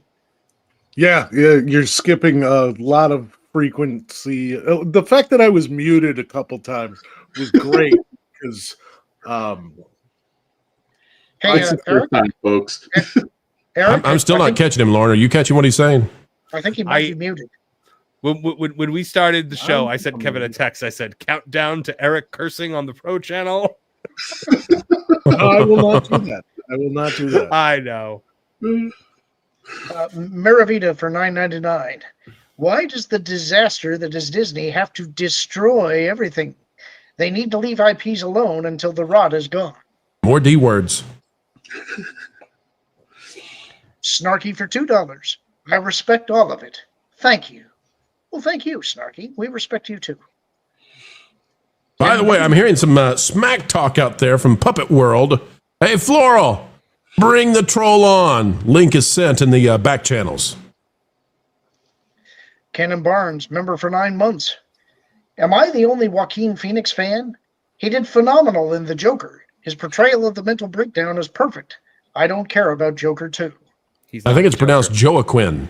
Yeah, Lauren, it's Native American. Oh, Does anybody remember when he was Leaf Phoenix? Like during Was that a during the- Nissan promotion? in Space Camp, he was billed as Leaf Phoenix. Oh, I yeah. know that. But I don't think his version of the Joker is the DC Comics Joker. It's an Elseworlds tale. Yep. Yeah, I agree with that. Could you imagine that Joker like going up against Batman would last 2 seconds? Joaquin. Eric, Last you still of the Joaquins. Dr. Joaquin there? I Medicine. think we lost him again. Dr. Joaquin Medicine Woman. I don't know why that's funny. It's so bad it's funny, Kevin. By the way, is Floral scared to come on here? What's going on, Floral? You're talking a big game out there in the chat. You get the link. You know you got it. And crickets. You know what? Actually, that doesn't work into the mic. Crickets, though. Crickets, Floral. Well, while we're waiting for him, we can go to our next story. Well, while you do, guys, I got to go get to work on this whole Cracker Barrel story. Trying to get this thing. Oh, no. Before I go. Hang on. What is this? Are you guys seeing what I'm seeing? Are you, Putin told me, listen to me, Yachbite. In Mother Ruski, we draw in pencil to correct mistakes. well, that was supposed to end with him on the screen, but it appears he's having technical difficulties. You guys want to try it one more time? He must be with Eric. Yeah, Probably. firing. Wilton probably spliced the internet cable over at Eric's house. This is kind of appropriate for a troll. I kind of like the way this went. And he dropped out. He can't even get in the thing. Try Oh, boy, I and tell tunnel you. into this channel, let me tell you. Yeah. This is one big cultural appropriation, don't you think? I was trying to go to bed, you guys. My goodness, it's so flippin' late. You guys sound dumb with your bad takes and stuff. We want the tuft. Gotta have that tuft. Huh. Right. Give us the tuft. Got to get that tuft. And Eric's done. Eric's done. It just He was scared by the tuft. Hey, you got the tuft? He wasn't. You got the tough tuft enough. anywhere? You got the tuft anywhere? Well, I have a shirt that I want Kevin to buy. Yeah, it's a onesie. No, it's not. No, it's not a onesie. It's a I will, like he's always wearing, and it says. Hold on a second. Do I have to find this thing? Okay. Hold on a second. pay $50 to get Kevin into a Kevin-size onesie. Well, now we know what Lorn's thing is. Hey, Wilton, look at me. Yeah. Were you doing a Christmas promo by any chance, like trying to get ahead, and that's why you're still wearing that thing on your head? What's going on? Are you a Christmas troll? It's like only like 100 and something days till Christmas. What's the bit? What's the bit? What are you doing? I'm going to bed. Now, in a Christmas elf jingle bell hat. I'm going to bed. Is this what you do on a Friday night? Instead of getting with a lady troll, you put on a little jingle bell Christmas elf thing and go rock on the pillow? You know I'm into goats, right? You're into goats. Well. Okay. All right. Yep. Demonetized. Like real goats or like Michael Jordan's the greatest of all time goats? What are you into? Well, that's what happened to my horn. Ding the bell. That's it. I was working the toll bridge, and then anyway. Okay, so here I'm going to share it right now. Okay, so what are you going to share? My screen. Share my screen. Okay. Let's try to get Eric back for 5 seconds. Go ahead. What is this? So we get the Tuft shirt for Kevin. We were thinking specifically of Kevin when we got this thing. Hey, Kevin, look at that shirt for a minute. What will everybody think that little? They're gonna think I'm Tuft, and they're gonna like he's like, wow, he's Tuft. Go back to the hair thing, Kevin. If you wear that out and about, what do you think people are going to believe that to be? My goodness. Love. Yeah. That's a merkin. I was saying, can we say that on YouTube? Look at that. Kevin, you're going to need a safe word at the gym if you wear that. Well, yeah, because they're going to be so into him, like Peacemaker style. What did you say, Lorn? Why didn't you put the eyes on it? On what? The tuft. It has eyes.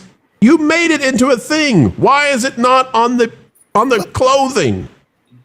Does it have eyes here? Would you get the tuft on the screen? We want to talk to the tuft.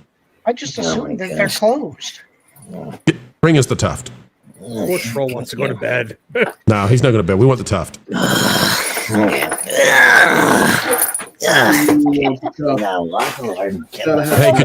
could somebody make the sound of an electric razor so it sounds like he's shaving the tuft so it can appear now? All right, we're Starting good. to think he's a lot older than I thought he was.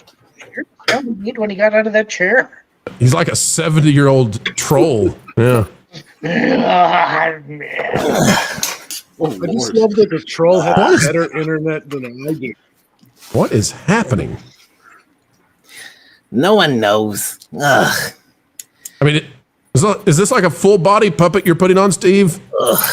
Sounds like you're trying to turn into Big Bird right now. What do you mean? No, I'm trying to go to bed, so I'm tired. My bones are creaking. It's not the chair that you're hearing. Ugh. What in the what? You haven't seen this yet? I have not seen this yet. I am Tuft. It's my Tuft. Tough. Man, brother, when you get a gimmick that goes over, man, you swing for the fences. Oh my god. Dude, it's kind of like you heard that song "Save a Horse, Ride a Cowboy," right? What did you just call that song? Let me get the bell ready. Well, that's that idea, right? You gotta use what you got. God. You guys know. Come on, you're married. You know that's true. The look on Marvin's face made this whole night. That was it was worth all of this just to get to that. Well, when we brought this up earlier, I didn't realize that Marvin didn't know what had happened with the tuft. Like Marvin didn't know the levels of What would you say? Tenacity this man has I for monetizing chest hair. I had not been keeping abreast of the tough developments. Good word use. Good word use. Thank you. Thank you. It's like we write articles or something. I take it, Marvin, you don't know that there's a 5-minute epic song about the Tuft either. I'm not shocked, but no, I did not know that. Come on, man. It's on Spotify and Apple Music, and it's even on YouTube, and yeah, you can actually listen to it wherever you listen to your music. It's available everywhere, even Amazon. Let me rush to go do that. Look up "Floral from Another Rock" on there, and you'll even get the bonus album "Jonas Sucks." Well, actually, it's all about Jonas, but same thing. Is your earworm of a theme song on there? Because that thing gets stuck in my head all the time. Hey, Marvin.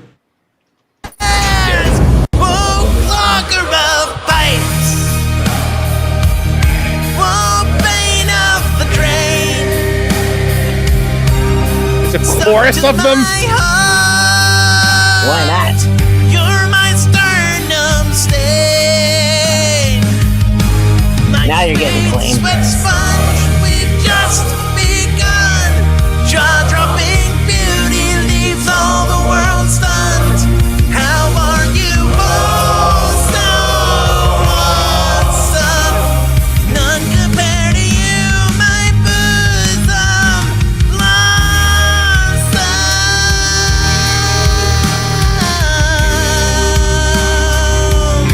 I'm talking about tough. I'm talking about tough.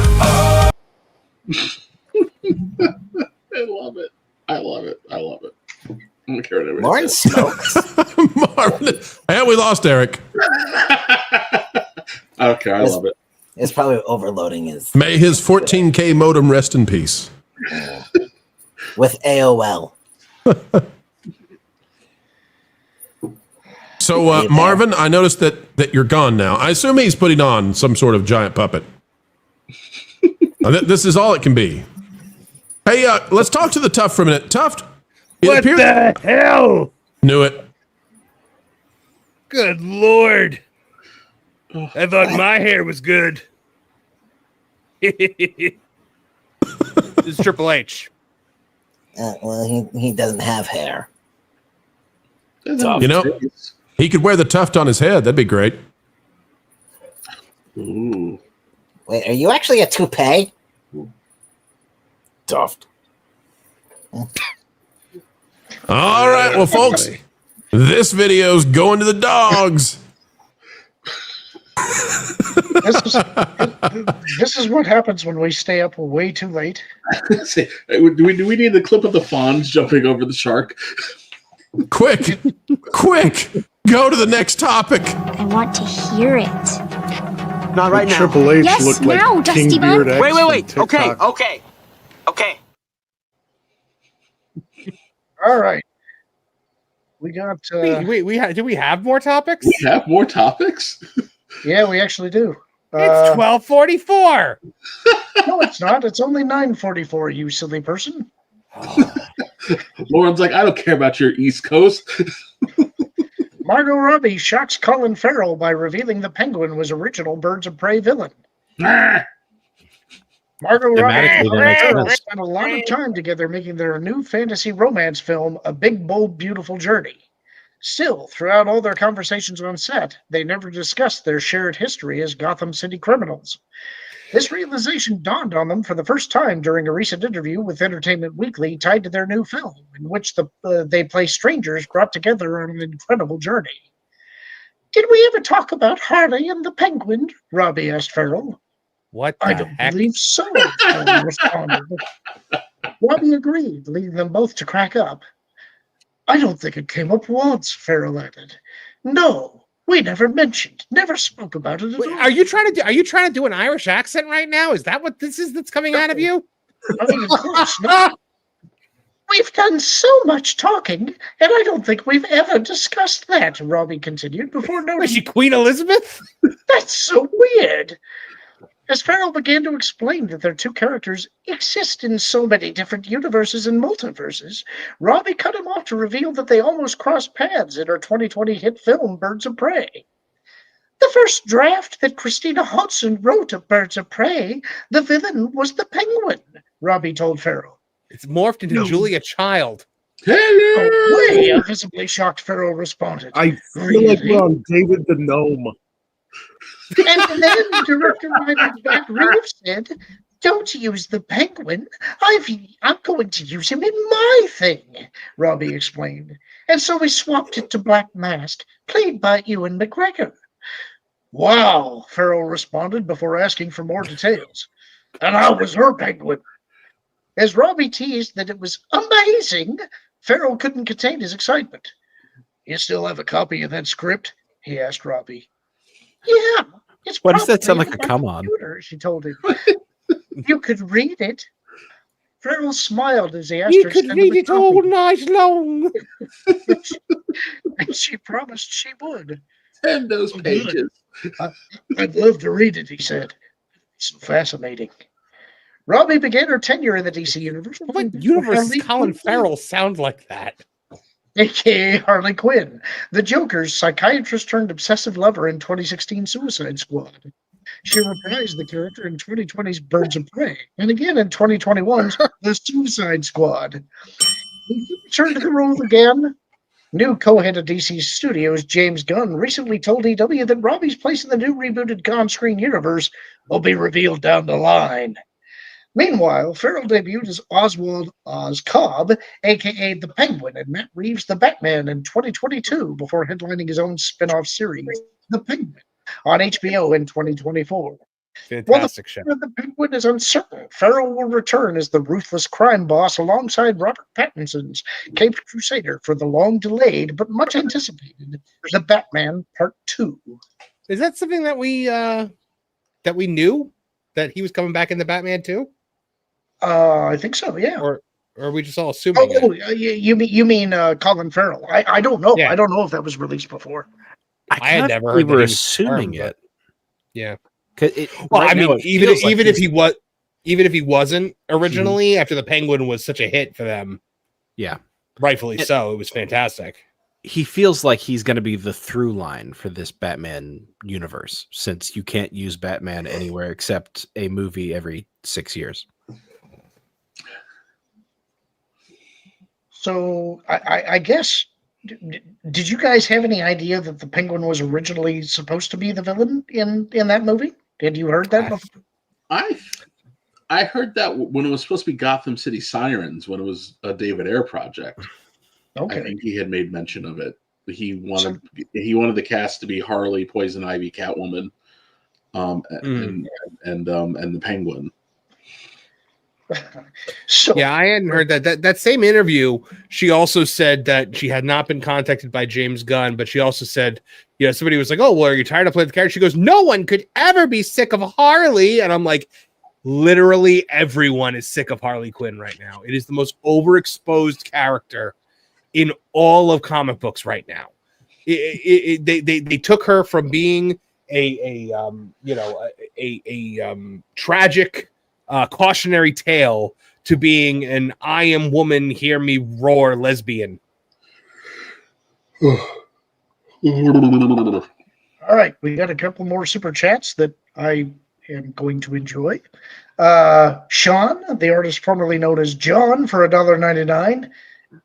Christmas hat. I was sure Wilton was also Jewish too. Ewan Cumio for $1.99. Wilton needs to meet Toonie Khan. Nope.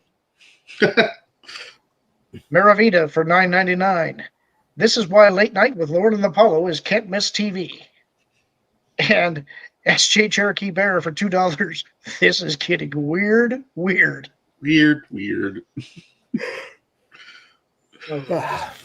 have one more story. We'll make this go.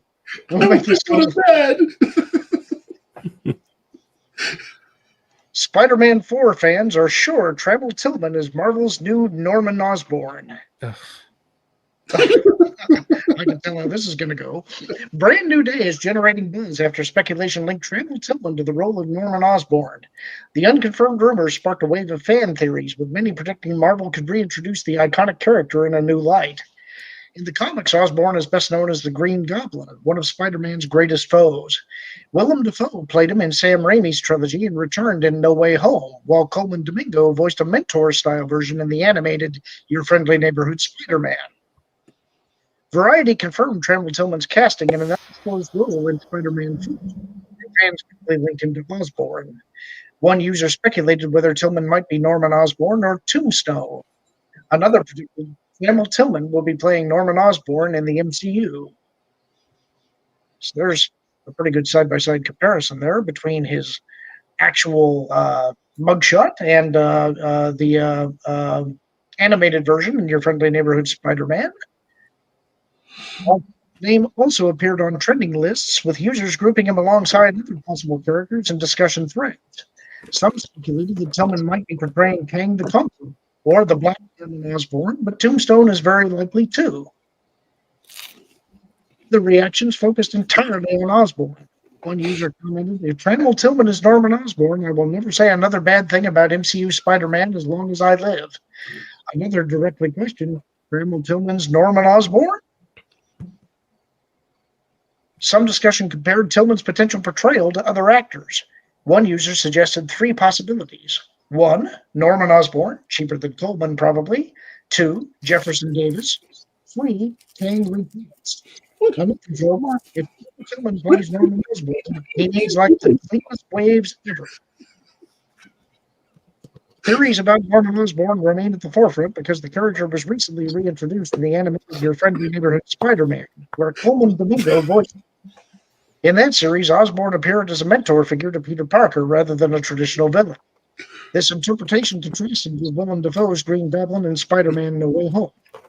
Marvel Studios has not confirmed which role Trammell Tillman will play in Spider-Man Brand New Day, which releases on July 31st, 2026. What did we miss? Seriously, I was missing something. I think it was the Puffs. The Puffs? It's Cheesy Poofs. Cheesy Poofs. Oh, what you talking about? Teacher, So? Marvin's eating in class. No, look. They have made it perfectly clear. Oscorp does not exist in the Marvel Cinematic Universe. Norman Osborn and Harry Osborn do not exist in the Marvel Cinematic Universe. They cannot now be like, here, they suddenly exist. I know. I was thinking that too. I also thought, like, why would you make that a thing? Like, why are you saying characters don't exist here? And I thought it was really short-sighted, because at some point in time, we're going to have to reintroduce Norman. I think part of the problem that we're going to have with Tom is that he doesn't have access to any of his villains.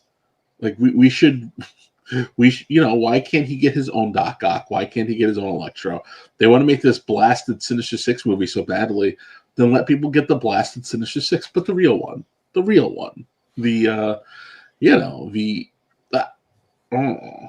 don't know. I don't know what I think about this, other than my usual line of only a black guy can have waves like that. So if Norman Osborn's black, so be it. But also, the last thing Marvel Studios needs to do right now is more race swaps. Mm-hmm. Yeah, that's why he's going to be Rocket Racer. I really liked the version of Norman Osborn that they had in Your Friendly Neighborhood Spider-Man. Mm-hmm. I still maintain that show was a lot better than it had any right to be. Yeah. No, I agree with Lorn. I think the way to get around the people complaining about the race swap is the quality of the actor. The problem is that it's Disney. It's attached to Disney, right? So no matter what Disney does, because they've done this on purpose for so long, is that your gut reaction is that it's stunt casting. But at the end of the day, if the character being a different race, it has no bearing on the character. This isn't like this Magneto situation where if they were to make him Denzel, you chop out a really important chunk of Magneto's history. It's like with Lawrence Fishburne being Perry White. It didn't matter. Or like I can't remember the other guy's name, who's an awesome actor in the new Superman movie. There's no bearing on the character, so you have that freedom to go to pick the right man for the job. But aren't we going to back to have to chop Kingsman. out a giant part of Magneto's history because we're just so far away from the inciting events of his life? I know. Well, it's funny. There are ways. Marvel proper has addressed that for both Xavier and Magneto about why they present so young. Mm-hmm. It's just a matter of whether the MCU would be willing to do that. Yeah, and I think obviously if you brought them into current day MCU, then you'd have to address that problem. But if they decided that they were going to do something like they did with Fantastic Four, where you set it in an earlier time period, that could work. Has anyone said Robbie Robertson yet? No. Why would Spider-Man have access to his supporting cast? Because we don't do that either. Well, now J. Jonah Jameson is Alex Jones, so the Daily Bugle is InfoWars. I actually think that would be a great platform to launch Scorpion as the villain of a movie, because you have J. Jonah Jameson as this crazy Alex Jones character who spends like $250,000 to make his own superhero who goes villain immediately. Well, yeah, the guy that was playing Scorpion, or who played Matt Gargan in Homecoming, is in this movie. Cool, neat. That'd be cool. Better Call if they did Saul. something with it. Yeah. All right. That was our last story for the night. We do have a top 10 list, and then we'll have a couple of super chats to get through, and then we can finally release all of you good people to bed, because I know everybody's getting a little loopy, but we appreciate you staying here. Yeah. I'm over 40, man. I can't be doing this. You've never heard this idea before. Hang on. You make Magneto from Rwanda. Oh, that could work. I don't want to, but that could work. How about Don Cheadle playing two roles in All right, guys. We're going to do our top 10. We've got the top 10 new shows for Colbert. Number 10. Guest shot on Elsbeth as a late-night host. Number 9. The Rachel Maddow Show, Tuesday through Friday. Could work. Are they the same person? Number 8. The Price is negative $40 million. Yeah. Number 7. Let's Make a Deal to stay off CBS. Number 6. What's Ron Bradley's line? Number 5. Hollywood left-leaning squares. Number 4. Canceled Celebrity Jeopardy. The day is mine. Number 3. Fun, actually. Howard Stern Show, if he agrees to wear a wig. Number 2. Subbing for Prince Harry on the Meghan Markle Christmas special. I'm sure he'd appreciate the break. And number 1. Guest shot as a Purgill on Ahsoka Season 2. Purgle? Oh, the whale. The whales, yep. All right, and we got 2 super chats to finish us out. One is from Maravita for $4.99. Is this late night or the late night show? Let's do the time warp again. And then SFX F314 Sabertooth Raptor for $2. I'll be again. Lorn morphed into Julia Child. Shocked. And that's it for us tonight, guys. Thank you for being here. I know we ran a little long. It's a little late. We're all a little loopy, but we're all glad that you joined us here. This has been our biggest show so far. Really appreciate all of you being here, and we hope to see you. We are going to do the action movie show next Tuesday. Sorry that we had to move that, but hoping all of our guests will be able to be here, and hope that we'll have a good time. Thanks again, folks. We'll see you all again real soon. Lorn and Apollo.